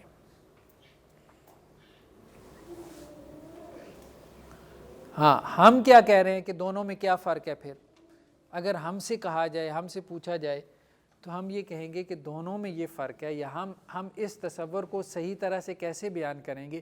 ہم یہ کہیں گے کہ خبر متواتر وہ ہے جس کو سنتے ہی یقین حاصل ہو جائے، اور خبر احاد وہ ہے جس میں تحقیق کے بعد یقین حاصل ہو. ٹھیک ہے، جب ایک محدث تحقیق کر لیتا ہے تو تحقیق کے بعد اسے یقین ہو جاتا ہے کہ یہ سچ ہے یا یہ جھوٹ ہے. وَهُوَ يُفِيدُ الظَّنَّ، اب یہ بھی وہی بات کر رہے ہیں کہ اس سے ظن کا فائدہ حاصل ہوتا ہے، لیکن یہ تحقیق سے پہلے، تحقیق کے بعد اس میں یقین کا فائدہ حاصل ہوتا ہے. خبر احاد کی ینقسم الخبر الواحد الی مشہور و عزیز و غریب. ٹھیک ہے، 3 قسمیں، یہ تینوں ہم نے دیکھ لی ہیں. اچھا، انہوں نے مشہور کے بارے میں کہا ہے کہ ایک مشہور وہ ہوتی ہے جو لوگوں میں مشہور ہو جائے، اس کو بھی مشہور کہہ دیتے ہیں، بلکہ بھلے وہ موضوع حدیث ہو. جیسے حب الوطن من الایمان، وطن کی محبت جو ہے وہ کیا ہے؟ ایمان کا حصہ ہے. اب یہ روایت ٹھیک نہیں ہے. بات ٹھیک ہے، انسان کو اپنے وطن سے محبت ہوتی ہے، جس علاقے میں، جس شہر میں وہ پیدا ہو، جس گاؤں میں، اسے اس سے طبعاً محبت ہوتی ہے. لیکن رسول اللہ صلی اللہ علیہ وسلم نے یہ بات کہی تو یہ بات ٹھیک نہیں. یہ روایت اب معروف ہے، مشہور ہے، لیکن روایت کیا ہے؟ ضعیف ہے، موضوع ہے، من گھڑت ہے. جیسے چین جاؤ، علم حاصل کرنے کے لیے چاہے تمہیں چین جانا پڑے، علم حاصل کرو. الصلاۃ عماد، نماز دین کا ستون ہے. یہ کوئی حدیث نہیں ہے. نماز مومن کی معراج ہے، الصلاۃ معراج المومنین، یہ بھی کوئی حدیث نہیں ہے. یہ حرب مجدد الفسانی کا قول ہے. بات ٹھیک ہے، مومن جب نماز کے لیے کھڑا ہوتا ہے تو وہ اللہ سے کیا کر رہا ہے؟ ملاقات کر رہا ہے نا. معراج پہ رسول اللہ صلی اللہ علیہ وسلم کی ملاقات ہوئی. تو اقوال ذری کے سارے غلط ہوتے ہیں؟ ٹھیک ہے، لیکن یہ ہے کہ حدیث نہیں ہے نا. تو ایک چیز کے موضوع ہونے کا مطلب یہ نہیں کہ وہ بات بھی غلط ہو. بات ٹھیک ہو سکتی ہے، لیکن رسول اللہ صلی اللہ علیہ وسلم کی نسبت سے اس کو بیان کرنا یہ حرام ہے، جب آپ صلی اللہ علیہ وسلم نے نہیں کہا. ہر صحیح بات کی نسبت ہم اللہ کے رسول کی طرف تھوڑی کر سکتے ہیں. تو ایک حدیث ہے مشہور جس کو عرف میں مشہور کہتے ہیں، ٹھیک ہے، وہ موضوع بھی ہو سکتی ہے، لیکن یہاں پہ مراد کون سی ہے؟ جس کو 3 راوی روایت کریں. جیسے من دل علی خیر فلہ مثل اجر فاعلہ، جس نے کسی خیر پہ رہنمائی کی تو اس کے لیے اتنا ہی اجر ہے جتنا کرنے والے کے لیے۔ دوسرا عزیز، عزیز کون سی ہے؟ ما یرویہ اثنان، دو، ٹھیک ہے، ولو فی طبقۃ واحدۃ فقط، چاہے ایک طبقے میں، ایک گریڈ میں دو ہو جائیں تو وہ کیا ہوگی؟ وہ عزیز ہوگی۔ جیسے یہ روایت جو کہ حضرت انس سے بھی اور حضرت ابو ہریرہ دو صحابہ سے مروی ہے، کیا لا یؤمن احدکم حتی اکون احب الیہ من والدہ و ولدہ، ٹھیک ہے، دو صحابہ سے مروی ہے، تو اس لیے ہم اس کو کیا کہیں گے؟ عزیز۔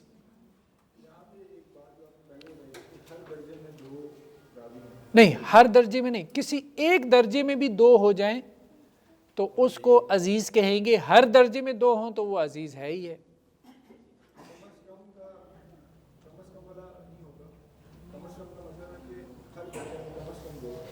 ہاں، ہر درجے میں کم از کم دو ہوں۔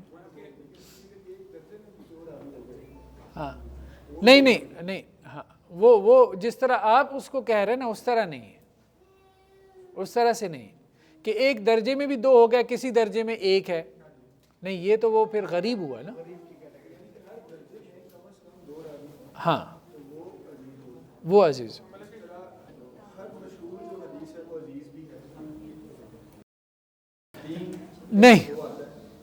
نہیں، مشہور عزیز نہیں ہے، اس لیے کہ عزیز میں شرط یہ ہے کہ کسی درجے میں دو ہو جائیں، مشہور میں یہ نہیں ہو سکتا۔ شاید وہ میتھس کے سب سیٹ کے طور پہ دیکھ رہے ہیں، لیکن ایک چیز ہے کہ ہر درجے میں دو دو آئے، ہاں، ایک چیز ہے پہلے میں دو آئے پھر ایک پھر دو، یہ کیا ہوگا؟ غریب، غریب ہو گیا۔ ہاں، اس کا مطلب ہے کہ ہر درجے میں دو راوی ہوں گے تو پھر وہ عزیز ہوگا۔ ہر درجے میں دو ہوں یا کسی درجے میں بھی دو ہو جائیں، یعنی ایک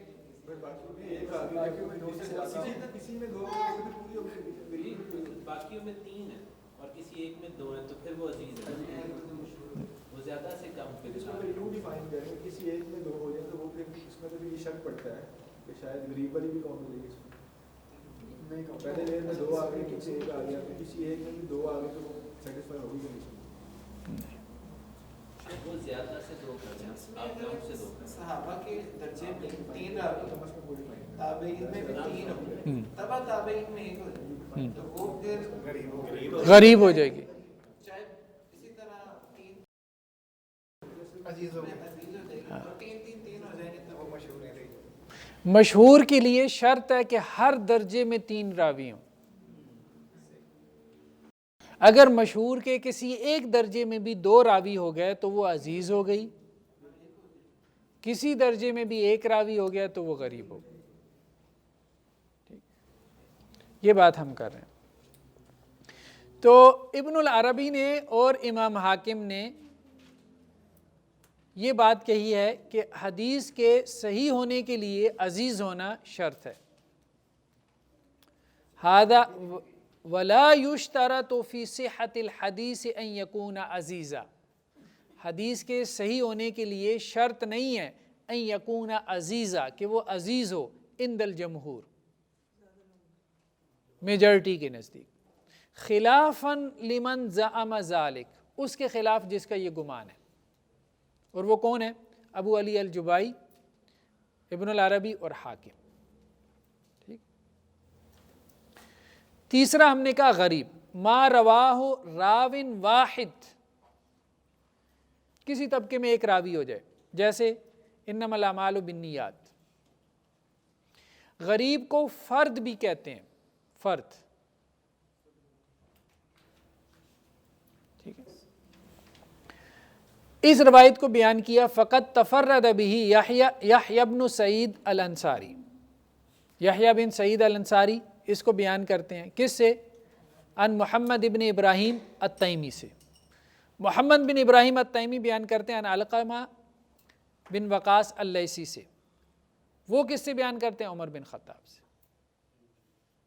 ثم رواہ عن الانصاری خلق کثیر، انصاری سے آگے جو ہے نا خلق کثیر نے اس کو روایت کی ہے، انصاری تک یہ کتنے درجے بن گئے؟ حضرت عمر بھی اکیلے ان سے سننے والے تابعی علقمہ بھی اکیلے، ان سے سننے والے تبع تابعی محمد بن ابراہیم بھی اکیلے، ان سے سننے والے یحییٰ بن سعید بھی اکیلے، اس کے بعد پھر ایک سے زیادہ راوی ہے.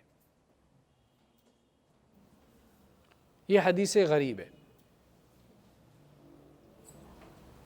اور اس کو کیا کہتے ہیں؟ اس کو مطلق بھی کہتے ہیں. اس کی بھی دو قسمیں ہیں، غریب مطلق اور غریب نسبی. یہ اگلی دفعہ میں ہم انشاءاللہ دیکھیں گے. ٹھیک ہے جی.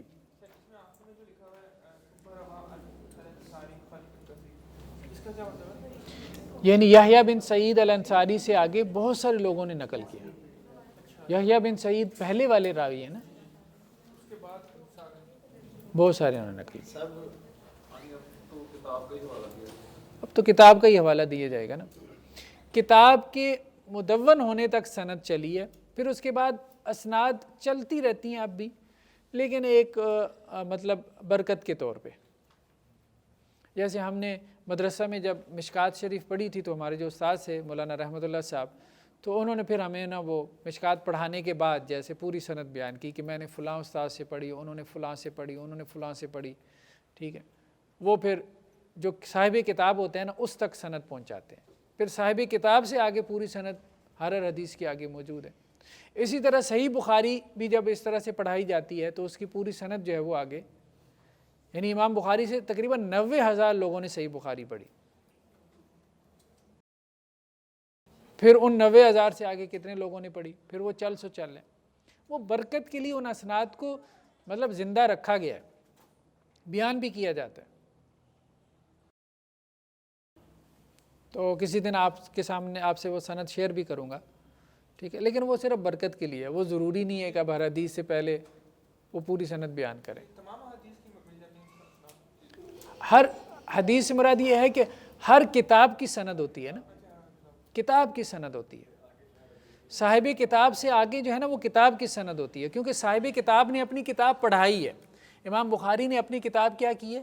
لکھنے کے بعد لوگوں کو پڑھائی ہے. ہم نے کہا نا 90,000 لوگوں نے امام بخاری سے صحیح بخاری پڑھی، پھر انہوں نے آگے صحیح بخاری پڑھائی ہے نا، نقل کی ہے نا. تو شیوخ الحدیث کیا کرتے ہیں؟ صحیح بخاری آگے پڑھاتے ہیں نا. تو یہ کتاب کی سند ہوتی ہے بیسیکلی. روایت کی بھی سند ہوتی ہے بعض اوقات، ٹھیک ہے، روایت کی بھی ہوتی ہے، لیکن عموماً کتاب کی سند ہوتی ہے. ٹھیک ہے، چلیں جی اب تھوڑا سا ہم دیکھ لیں اپنا. سوال ہے، یہ ایک حدیث جو آپ نے متواتر بیان کی، کتنی بڑی وعید ہے جس نے نبی صلی اللہ علیہ وسلم کے ساتھ جھوٹ لگایا وہ اپنا جہنم میں ٹھکانا ہے. اس کے باوجود بھی بڑے بڑے لوگوں نے حدیثیں من گڑھ بنا کر لگائی ہیں، یا وہ صرف بیان کرنے والوں کی وجہ سے ضعیف ہیں، یا واقعی؟ یہ ہم پڑھیں گے. موضوع جو ہے حدیث گھڑی کیوں گئی، اس کے اسباب کیا تھے، ریزنز کیا تھی. ٹھیک ہے نا، جب ہم موضوع حدیث کو پڑھیں گے نا آگے چل کے تو ہم اس کی ریزنز کو بھی پڑھیں گے. عجیب و غریب قسم کی وجوہات ہیں. ٹھیک، ایک بچہ روزانہ جو ہے وہ مار کھا کے مدرسے سے آ جاتا تھا. اس کے والد صاحب کو غصہ آتا جب اس کو وہ بچے سے پوچھتا کہ ہاں بھئی کیا ہوا، قاری صاحب نے پھر پینٹی لگا دی. اس نے کہا مطلب ایسی جیسے غصہ آ جاتا ہے نا انسان کو. اس نے کہا یہ قاری صاحبان ایسے تو باز نہیں آنے والے. تو ایک دن بچہ گھر میں آیا روتا ہوا، کیا ہوا؟ قاری صاحب نے مارا. تو اس نے کہا اللہ کے رسول نے کہا کہ میری امت کے بدترین لوگ وہ ہیں جو تمہارے بچوں کے استاد ہوں. ٹھیک، اس نے اب یہ بات عام کر دی. ٹھیک، یہ بات شہر میں پھیل گئی. جب شہر میں پھیل گئی اب ظاہری بات ہے محدثین علماء تک پہنچی. انہوں نے کہا اللہ کے رسول کیسے کہہ سکتے ہیں یہ بات کہ میری امت کے بدترین لوگ وہ ہیں جو تمہارے بچوں کے استاد ہوں. اچھا وہ تو یہی سمجھ رہا تھا نا اس کو، اس کے لیے تو وہ امت کا بدترین آدمی تھا جو اس کے بچے کو دین سے دور کر رہا تھا مار مار کے. ٹھیک، بات تو اس کی ٹھیک تھی لیکن اس نے نسبت اس کی اللہ کے رسول کی طرف کر دی غصے میں آ کے. تو وہ علماء نے پوچھا ہاں بھائی اس کو جیسے وہ بیک ٹریس کرتے ہیں نا، تم نے کہاں سے سنی؟ میں نے فلاں سنی. تم نے کہا میں نے فلاں سے سنی. اور اس تک پہنچ گیا ہاں بھائی تم نے کہاں سے سنی؟ خود بنائی. اقرار کر لیتے تھے لوگ اور اس کے پیچھے مختلف ریزنز تھی. تو خیر کسی دن ہم انشاءاللہ اس کو ڈسکس کریں گے. جو اہم تقسیم ہے اصول حدیث میں وہ ہے قبول و رد کے اعتبار سے. ٹھیک ہے, حدیث کی اقسام پہلی ہم نے کیا کہی تھی؟ ہم تک نقل ہونے کے اعتبار سے, راویوں کی تعداد کے اعتبار سے. ٹھیک ہے,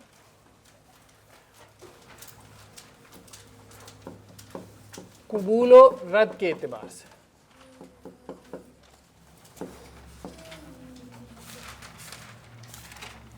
ایک ہے مقبول, مقبول حدیث.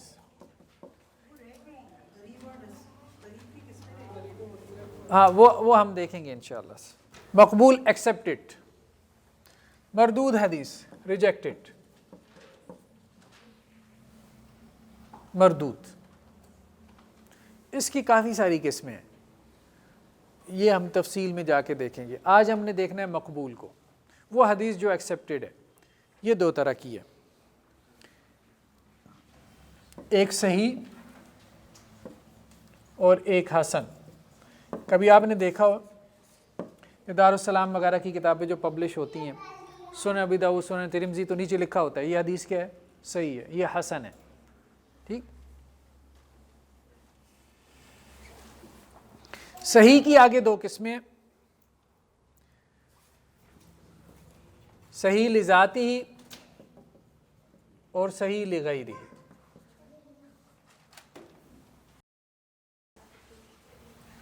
حسن کی آگے دو قسمیں ہیں, حسن لذاتی ہی اور حسن لغیری.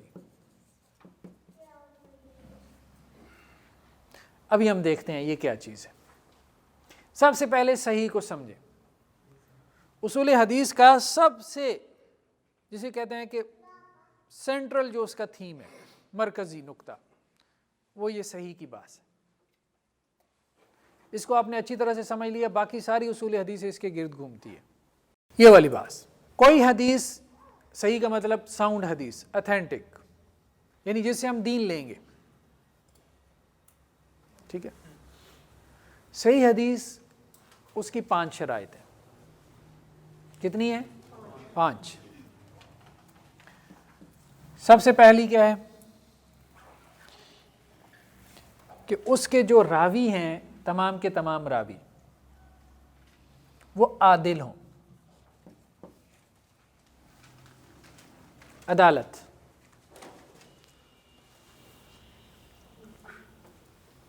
عدالت کا تعلق کریکٹر سے ہے. کریکٹر ان کا ساؤنڈ ہو. عادل ہونے سے کیا مراد ہے؟ گناہ کبیرہ کا ارتکاب نہ کرتا ہو. ٹھیک ہے, گناہ صغیرہ پہ اصرار نہ کرتا ہو, تکرار اس کی نہ کرتا ہو.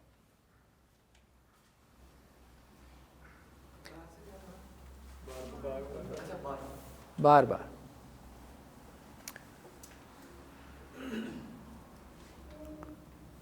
اس میں مروت ہو. مروت جسے ہم کہتے ہیں ایٹیکیٹس,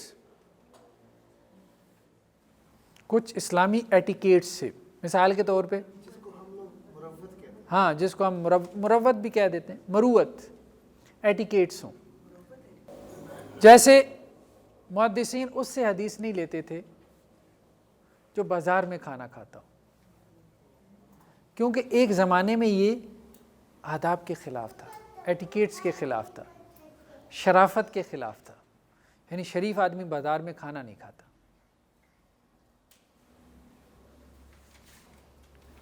ٹھیک ہے, یہ ہے مروت. اب آپ سوچ رہے ہوں گے کہ ہم میں سے کون ہے آج اگر محدثین آ جائیں گے تو اس لیے کام پہلے ہی ہو گیا. عادل. دوسرا کیا ہے؟ ضابط ہو. یعنی عادل کا تعلق, عدالت کا تعلق سمجھ میں آ گیا کریکٹر سے. کریکٹر سے نہیں, ہم یہ نہیں کہہ رہے کھانا بازار میں کھایا جا سکتا ہے, ہوٹلنگ کی جا سکتی ہے, ہم وہ بات نہیں کر رہے. لیکن ہم یہ بات کر رہے ہیں کہ محدثین نے ایک معیار مقرر کیا اس معیار پہ انہوں نے پھر کمپرومائز نہیں کیا. ٹھیک ہے.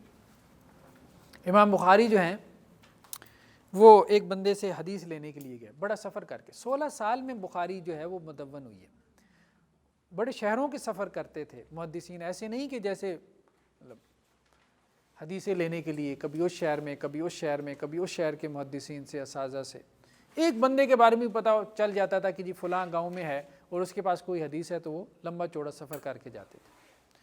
تو امام بخاری لمبا چوڑا سفر کر کے اس کے پاس پہنچے. جب اس کے گھر میں پہنچے, وہ کوئی کہیں گاؤں دیہات میں تھا, تو وہ اپنے گھوڑے کو پچکار رہا تھا. یعنی صبح کے وقت اس نے گھوڑا چھوڑا تھا, شام کے وقت اب وہ کیا کر رہا تھا, گھوڑے کو اس نے باندھنا تھا.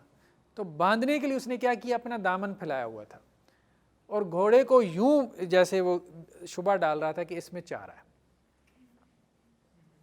تاکہ گھوڑا آئے اور وہ گھوڑے کو پکڑ کے باندھ دے. امام صاحب جب اس کے ادھر سین میں آئے, جیسے دیہاتوں میں کھلا سین ہوتا ہے نا, تو جب اس کے گھر کے سین میں داخل ہوئے تو امام صاحب نے یہ منظر دیکھا. یہ منظر دیکھتے ہی واپس مڑ گئے. اچھا, اس کی بھی نظر پڑ گئی. کہنے لگا مسافر ہو؟ ہاں. کس مقصد سے آئے تھے؟ مجھے پتہ چلا تمہارے پاس کوئی حدیث ہے فلاں فلاں. کہنے لگا بالکل ہے, میں بیان کرتا ہوں. امام صاحب نے کہا نہیں. کہنے لگا کیا وجہ ہے؟ کہنے کے بعد یہ جو گھوڑے کو دھوکہ دے سکتا ہے مجھے بھی دے سکتا ہے. اب ضروری نہیں ہے کہ وہ امام صاحب کو دھوکہ دیتا, یا ضروری نہیں ہے کہ ایک بندہ اگر چیٹنگ کر رہا ہے اپنے جانور کے ساتھ تو وہ انسان کے ساتھ بھی کرے, یا ایک بندہ دنیا میں کسی کو چیٹ کر رہا ہے تو ضروری نہیں کہ دین میں بھی کرے. لیکن ان کا ایک معیار تھا, اس معیار سے وہ نیچے نہیں آتے تھے. ٹھیک ہے. تو عادل میں, عدالت میں, ایک تو گناہ کبیرہ نہ کرتا ہو, ٹھیک ہے, دوسرا گناہ صغیرہ پہ اصرار نہ کرتا ہو, اور تیسرا اس میں مروت ہو, ایٹیکیٹس کا لحاظ کرتا ہو. ٹھیک ہے. دوسری بات کیا ہے کہ وہ ضابط ہو. راوی جو ہے, یہ ایک راوی کی بات نہیں ہو رہی, ہر راوی کی بات ہو رہی ہے, ہر راوی کی. اس حدیث کی چین میں جتنے راوی ہیں وہ سب عادل ہوں, وہ سب ضابط ہوں. ضبط دو قسم کا ہے, ضبط میموری, حافظہ.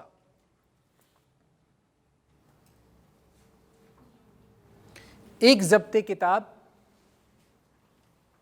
اور ایک ضبط صدر. صدر سینہ, سینے میں محفوظ کر لے, لکھ کے محفوظ کر لے, دونوں طرح سے ہوتا تھا.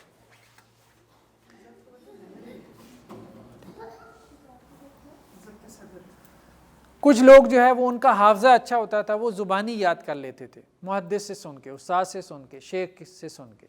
کچھ لوگ کیا کرتے تھے, کاپی میں لکھ لیتے تھے. کسی طرح سے بھی اس نے اپنے استاد سے سنی ہوئی حدیثیں محفوظ کر لیں. یعنی کسی کو لکھنے کا سلیقہ اچھا آتا ہے نا, اور کسی کو یاد کرنے کا,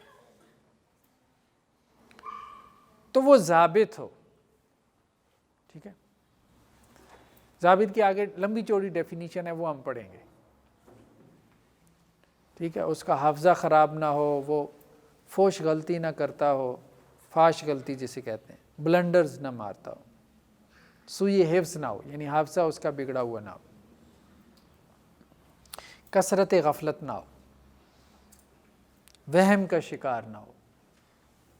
آگے چلیں گے انشاءاللہ. عدالت کی بھی ہم تشریح کریں گے. ابھی یہ تو مختصر سی تشریح تھی نا. ٹھیک. تیسرا کیا ہے, سند متصل ہو. یہ بات سمجھ میں آ رہی ہے؟ ہاں, چین نہ ٹوٹے. ٹھیک ہے. سب سے پہلے ہم نے راوی کو دیکھ لیا فردن. اب راوی ان دو شرائط کی وجہ سے, اچھا یہ دو شرائط ہوں تو راوی کو کیا کہتے ہیں, ثقہ راوی. یہ راوی ثقہ ہے, عادل ہو, ضابط ہو, اس کو ثقہ راوی کہتے ہیں. مضبوط, قابل اعتماد, ٹرسٹ وردی, مستند. یہ ثقہ راوی ہے. تو پہلی بات تو یہ ہے کہ خود، پھر اس کے بعد ہم نے چین کو دیکھا، چین تو نہیں ٹوٹی، ٹھیک، چین تو نہیں ڈسکنیکٹ ہوئی، درمیان میں کوئی راوی گرا تو نہیں، تو سند متصل، ٹھیک۔ چوتھا کیا ہے کہ اس کے اندر شیوذ نہ ہو، حدیث شاذ نہ ہو۔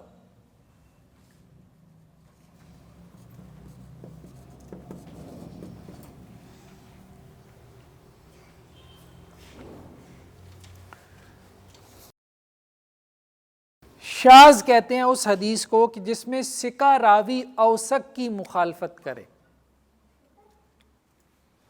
ایک ہے ثقہ، ثقہ تو سمجھ میں آ گیا نا، یہ والا۔ ایک ہے اوثق، اپنے سے زیادہ ثقہ راوی، جس کی عدالت بھی اس سے زیادہ ہے، جس کا حافظہ بھی اس سے اچھا ہے۔ اگر کوئی ثقہ راوی اس کی مخالفت کر دے تو اس کی حدیث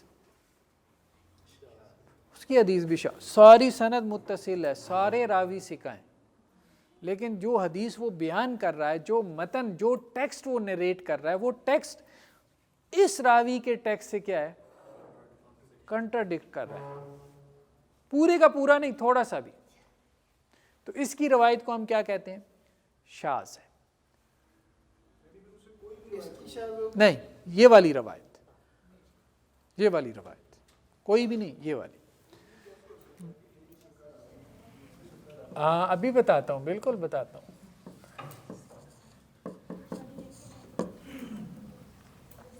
بعض اوقات یہ ہوتا ہے کہ ثقہ راوی ثقات کی مخالفت کرتا ہے، ثقہ کی نہیں، کس کی، ثقات کی۔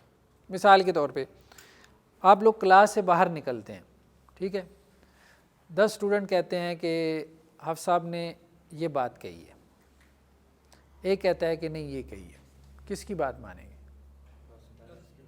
10 کی مانیں گے،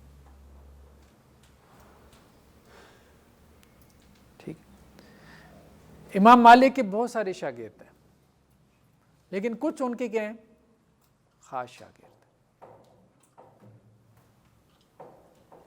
امام شافعی بھی امام مالک کے شاگرد ہیں۔ اب امام مالک کا ایک عام شاگرد جو ان کی مجلس میں آ کے بیٹھ جاتا ہے، وہ کہتا ہے امام مالک نے یہ حدیث بیان کی، امام شافعی کہتے ہیں یہ حدیث امام مالک نے یوں بیان کی، تو آپ کس کی بات پہ اعتماد کریں گے؟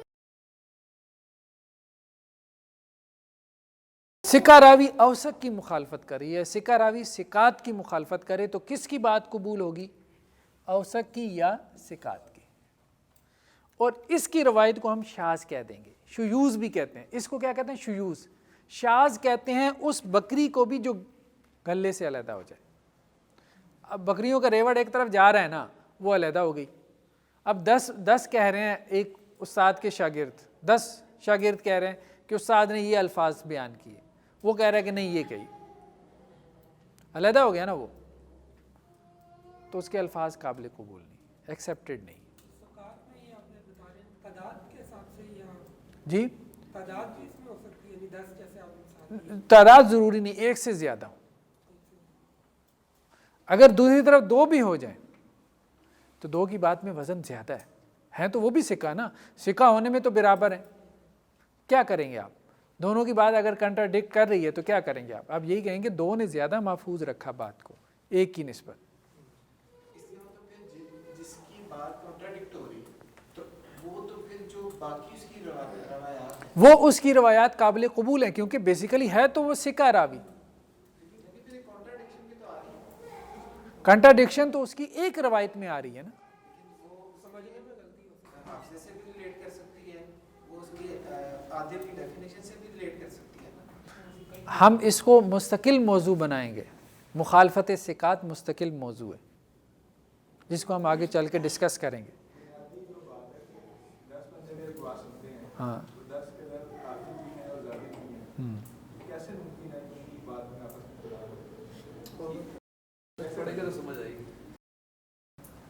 ممکن ہے، ہاں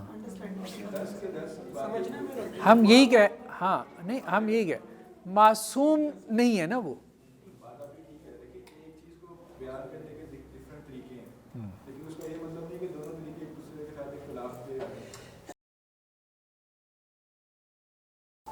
فہم مختلف ہیں، تجربات مختلف ہیں، اس وقت ذہنی کیفیت حالت کیا ہے وہ مختلف ہے، سوچ کا کدھر جا سکتی ہے، وہ بہت سارے اختلافات. ہم جب مثالیں پڑھیں گے نا تو محدثین نے ان ساری چیزوں کا لحاظ کیا جو آپ کہہ رہے ہیں. ان کو پتہ تھا کہ اختلاف کیا ہوتا ہے اور تغیر کیا ہوتا ہے اور اس میں فرق کیا ہے. اس لیے انہوں نے مخالفت ثقات پہ پورا ایک چیپٹر باندھا ہے کہ مخالفت ثقات کی 3 قسمیں، 3 بھی نہیں، آگے اور جائیں گے تو اس کی بنیاد پہ جو آگے قسمیں بنیں گی تو بہت زیادہ ہو جائیں گی. تو وہ ڈیٹیل میں جب آپ پڑھیں گے تو بعض اوقات مخالفت ایسی ہوتی ہے جس کو آپ جمع کر سکتے ہیں اور بعض اوقات مخالفت ایسی ہے جس کو آپ جمع نہیں کر سکتے. اوسط اور سکھا کا کون فیصلہ کرے گا؟ محدثین. اوسط جو زیادہ سکا ہے، افعل التفضیل کا وزن ہے نا، افعل التفضیل کا وزن ہے، افعل اوسط. شیخ اگر کسی مطلب کہ امام کے 10-15 آپ کہہ رہے ہیں بہت قریبی اسپیشل ان کے شاگرد ہیں اور ان شاگردوں کے آپس میں اختلاف ہوتا ہے، ہم مثالیں پڑھیں گے باقاعدہ سب کی، اور یہ بھی پڑھیں گے کہ یہ نام والے جو ہیں یہ انہوں نے یہ بات کہی اور اس نام والے نے یہ بات کہی اور یہ اوسق ہے اور یہ سکا اور یہ سکات ہیں اور یہ سب پڑھیں گے، مثالوں میں پڑھیں گے. ابھی تو صرف ہم ڈیفینیشن پڑھ رہے ہیں نا،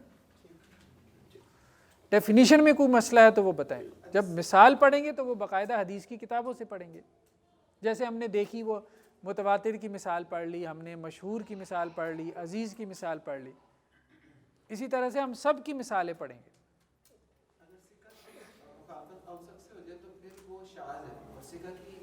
سکات سے مخالفت ہو پھر بھی اس کی روایت کو شاذ کہتے ہیں اور ان کی روایت کو محفوظ کہتے ہیں. محفوظ جو اوسق ہے یا سکات ہیں ان کی روایت کو محفوظ کہتے ہیں، ان کی روایت کو شاذ کہتے ہیں، سکا کی. اور شاذ روایت ضعیف ہی ہوتی ہے. ٹھیک، بالکل احتیاط کی وجہ سے. ہاں، سکات کی روایت محفوظ ہوگی، اس کی روایت ضعیف ہوگی. 5واں، اس میں کوئی علت نہ ہو. اچھا، شیوذ بعض اوقات سند میں ہوتا ہے، بعض اوقات متن میں ہوتا ہے، اسی طرح علت بھی بعض اوقات سند میں ہوتی ہے، بعض اوقات متن میں ہوتی ہے. دونوں کی مثالیں پڑھیں گے ہم. علت کہتے ہیں بیماری کو، ہڈن ڈیفیکٹ. ہڈن ڈیفیکٹ یعنی ایسا ڈیفیکٹ کو کیا کہیں گے؟ ہاں، ایسا نقص. ٹھیک، ایسا نقص جو عام آدمی کو معلوم نہ ہو سکے حدیث کے اندر، سند میں یا متن میں، جسے کوئی ایکسپرٹ جانچ سکے، پرکھ سکے، معلوم کر پائے. اس حدیث میں علت نہ ہو. یعنی صحیح حدیث ہم پڑھ رہے ہیں نا، ہم نے کہا تمام راوی عادل ہوں، ضابط ہوں، سند متصل ہو، وہ حدیث شاذ نہ ہو. اس حدیث میں کوئی علت نہ ہو. علت سے مراد کیا ہے؟ ہڈن ڈیفیکٹ، چھپا ہوا نقص. اس میں کوئی نقص نہ ہو اس حدیث میں. مثال آگے پڑھیں گے. 50 قسمیں ہیں علت کی.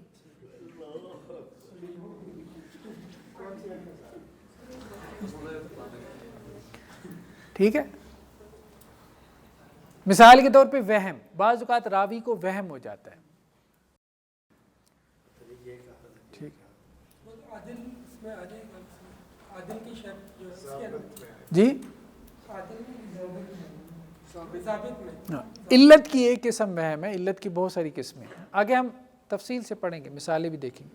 بات سمجھ میں آ گئی. کوئی نقص ہو، سمجھ لیں کوئی نقص ہو جس کو محدث جانتا ہے، ایکسپرٹ جانتا ہے، وہ نقص کی مثالیں ہم پڑھیں گے. ٹھیک، تو یہ نقص سند میں بھی ہو سکتا ہے، یہ نقص متن میں بھی ہو سکتا ہے. اچھا، یہ جو 3 شرائط ہیں ان کا تعلق ہے سند سے. یہ جو 2 شرائط ہیں ان کا تعلق عام طور پہ متن سے ہے. سند سے بھی ہوتا ہے لیکن عام طور پہ متن سے ہوتا ہے. اس کو کہتے ہیں روایتاً، حدیث کی تحقیق روایتاً. اس کو کہتے ہیں حدیث کی تحقیق درایتاً. وہ جو کہہ رہے تھے نا درایت کا کیا مطلب ہے؟ درایت کا مطلب ہے حدیث کے متن کی پرکھ. ایک صاحب مجھے کہنے لگے کہ آپ کے پاس برفی آ جائے. اب لوگوں کے پاس کیسی کیسی دلیلیں ہوتی ہیں. آپ کے پاس برفی آ جائے تو ہم نے ساری بحث اس پہ کرنی ہوتی ہے کہ برفی لانے والا کیسا ہے. او بھائی برفی کو بھی ٹیسٹ کر لو, سمجھ رہے میری بات, اس کو سونگ لو. تو مجھے کہنے لگے کہ ہمارے محدثین نے سارا کام کیا کیا ہے, یہ والا,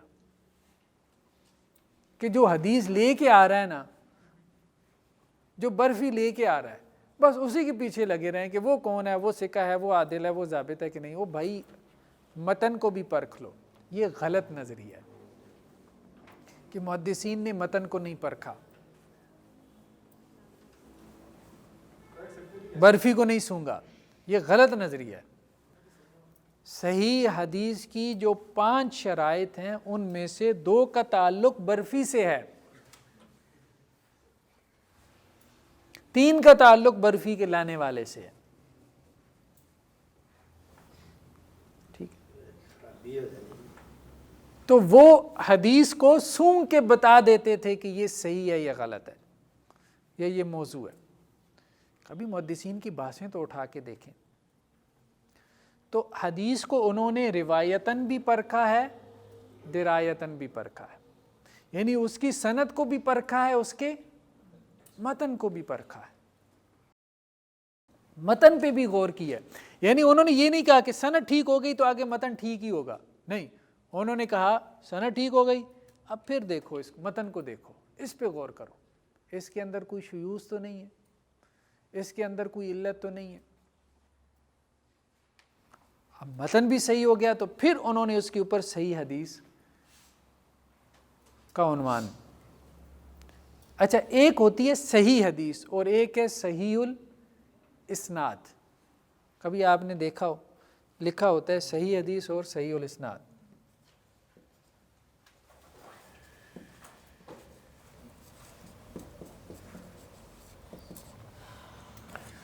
صحیح الاسناد کبھی لکھا ہوتا ہے یہ حدیث صحیح ہے, اور کبھی لکھا ہوتا ہے یہ حدیث صحیح الاسناد ہے. میں نے کہا تھا نا انجینئر محمد علی مرزا اگر بن جائے نا بندہ تو پھر انسان کو گہرائی. اس سے میں نے یہی سوال کیا تھا جب میں اس سے ملنے گیا جہلم میں, تو وہ اصل میں بیسیکلی میں نے اسے کہا کہ دین کا علم پڑھنا چاہیے. کہتا ہے نہیں کوئی ضرورت نہیں, یہ ویل ری انوینٹ کرنے والی بات ہے. بھیا پہلے ایجاد ہو گیا, دوبارہ ایجاد کرنے کی کیا ضرورت ہے. تو آپ مولوی لوگ یہ جو کہتے ہو اصول حدیث پڑھ لو, فلاں پڑھ لو, یہ پڑھ لو, عربی پڑھ لو, ساری چیزوں کے ترجمے موجود ہیں, مجھے کیا ضرورت عربی پڑھنے کی, اور ویسے اسے آتا بھی کچھ نہیں ہے, نہ آتا ہے نہ وہ پڑھنے کا قائل ہے. میں نے کہا دیکھو بات یہ ہے, تمہاری کتاب کا عنوان ہے واقعہ کربلا, اس کی ایک چھوٹا سا کتابچہ ہے, واقعہ کربلا کا حقیقی پس منظر, 70 صحیح الاسناد احادیث کی روشنی میں. یہ صحیح الاسناد کیسے کہتے ہیں؟ میں نے کہا دیکھو بات یہ ہے, تم نے اس میں حدیثیں بیان کی, تم نے کہا 70 حدیثیں. اب وہ کیا کرتا تھا, حدیث بیان کر کے آگے علامہ البانی نے اس کو صحیح کہا, شیخ زبیر علی زئی نے اس کو صحیح الاسناد کہا, فلاں. میں نے کہا کبھی تم لکھ دیتے ہو کہ جی صحیح کہا, کبھی کہتے ہو صحیح الاسناد کہا, مجھے نہیں پتا اس کا کیا مطلب ہے. اب اس کو بھی نہیں پتا تھا. ٹھیک ہے, تو بندہ علم نہ پڑھے نا تو پھر یہ مسائل پیدا ہوتے ہیں. میں نے کہا تمہاری کتاب کا عنوان ہی غلط ہے. اگر تمہیں یہ اصطلاح سمجھ میں آ جائے نا تو تم آج ہی مطلب کتابچہ پھاڑ دو کہ میں نے کیا لکھ دیا. ٹھیک ہے, صحیح الاسناد حدیث اس کو کہتے ہیں جس کی سند صحیح ہو, پہلی 3 شرطیں اس میں پوری ہوں, یہ والی. صحیح حدیث اس کو کہتے ہیں 5 شرط. تو صحیح الاسناد کا مطلب یہ ہے کہ یہ حدیث ابھی سند کے اعتبار سے ہم نے پرکھی ہے, متن کے اعتبار سے, یا 3 شرائط کے اعتبار سے پرکھی ہے, 5 شرائط کے اعتبار سے نہیں پرکھی. اس کی وجہ کیا ہے میں نے آپ کو بتایا, اس کے لیے بہت ایکسپرٹ ہونا ضروری ہے, یہ آخری 2 شرائط. کیونکہ آپ نے تمام متون کا جائزہ لینا ہوتا ہے نا, ایک حدیث سے متعلق تمام متون سامنے رکھیں گے, تمام ٹیکسٹ, تبھی پتہ چلے گا کہ یہ شاذ ہے کہ نہیں ہے. کمپیریٹیو اسٹڈی کریں گے تو اس میں علت ہے کہ نہیں. دوسرا اس پہ محنت بہت لگتی ہے. تو ہمارے ہاں جو لوگ زیادہ کام کرتے ہیں حدیث کی تحقیق کا تو وہ کیا کرتے ہیں, وہ یہ احتیاط کرتے ہیں, وہ صحیح نہیں لکھتے, انہیں پتہ ہے وہ راوی دیکھ لیتے ہیں, یہ عادل ہے ضابط ہے, یہ کام جلدی جلدی ہو جاتا ہے, ٹھکا ٹھک, سند متصل ہے کہ نہیں, ٹھیک. وہ پھر کہتے ہیں بھائی تین ہم نے وہ چیک کر لی ہیں, ٹھیک ہے, تو یہ روایت کیا ہے, صحیح الاسناد ہے. باقی کا کام ہم پچھلے علماء پہ چھوڑتے ہیں. دیکھیں بات یہ ہے کہ ابھی تک تو اس کا صحیح ہونا تو کوالیفائی نہیں ہوا. امکان ایک امکان ہے کہ یہ حدیث کیا ہو, صحیح ہو, لیکن وہ صحیح نہیں ہے, صحیح سے کم درجہ ہے, بس اتنی سی بات ہے. لیکن ہم اس کو ضعیف بھی نہیں کہہ رہے. لیکن آپ یہ کہیں کہ اس میں ضعف کا امکان نہیں ہے تو یہ بات بھی غلط ہے. تو اس کی تحقیق ابھی مکمل نہیں ہوئی. کہنے کا مقصد یہ ہے کہ صحیح الاسناد وہ حدیث ہے جس کی تحقیق ابھی ناقص ہے. اس کو اس طرح کیٹیگرائز کر کے کنوے کرنا کیا ٹھیک بات؟ کیا جس طرح شیئر کیا جاتا ہے یا بیان کی جاتی ہے اس طرح صحیح الاسناد. دیکھیے انہوں نے تو بتا دیا نا آپ کو صحیح الاسناد, انہوں نے تو بتا دیا نا کہ بھائی 3 شرطیں ہم نے دیکھی ہیں. اب اگلے کو صحیح الاسناد کا معنی ہی نہ آتا ہو تو وہ اس کو صحیح سمجھتا رہو اور اس کے اوپر عقیدے بیان کرتا رہے اور اپنی پوری فکر بنا لے, تو وہ تو اس کی غلطی ہے. ایسے کوئی حدیثوں کے ایگزامپلس ہیں جس کے اندر سند بالکل ٹھیک ہو لیکن اس کے متن سے کانٹرڈکٹ کرو کمپیریٹیو اسٹڈیز. ہاں بالکل, آگے پڑھیں گے انشاءاللہ, ضرور پڑھیں گے. میں کہا تھا کہ اس کو بنیاد نہیں بنایا جا سکتا کسی بات کو, اس کو کسی چیز کے اندر اس کو لایا جا سکتا, اس کی بنیاد پہ اس کو کیوں نہیں کر رہے ہیں. ہم کہہ رہے ہیں کہ اس کو ایک سپورٹنگ میٹیریل کے طور پہ آپ ذکر کر سکتے ہیں. صحیح الاسناد کو کسی مقدمے کی بنیاد نہیں بنا سکتے. مقدمے کی بنیاد بنے گی صحیح روایت, یعنی آپ کا جو کلیم ہے, آپ کا جو دعویٰ ہے, ٹھیک ہے, اس دعوے کی بنیاد کیا بنے گی, صحیح روایت. ہاں اس کے لیے اس کو سپورٹ کرنے کے لیے اس دعوے کو جو آپ نے صحیح حدیث سے ثابت کر لیا, آپ صحیح الاسناد روایات بیان کر دیں, یہ بات ٹھیک ہے. لیکن آپ کا پورا دعویٰ ہی صحیح الاسناد احادیث کے اوپر کھڑا ہو تو مطلب یہ ہے کہ آپ نے ابھی تحقیق کا تقاضا پورا ہی نہیں کیا اور آپ کہیے جا رہے ہو میں نے بڑی ریسرچ کر لی ہے. ٹھیک ہے نا.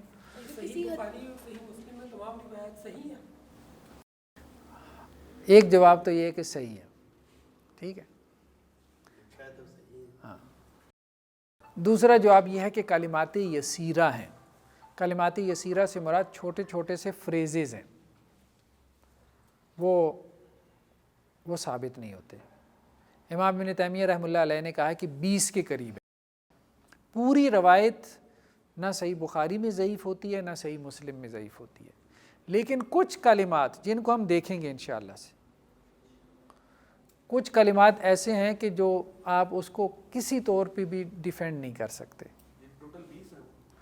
وہ امام ابن تیمیہ نے کہا کہ 20 کے قریب کلمات ہیں.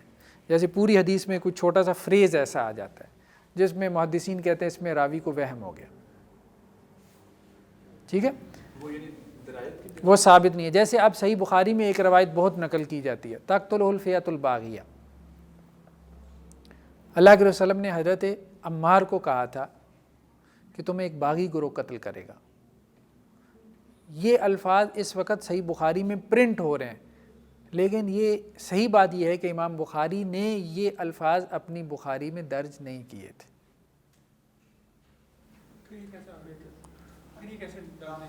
اس کے لیے میری 18 گھنٹے کی ویڈیو دیکھیں. چلیں, سبحانک اللہم و بحمدک.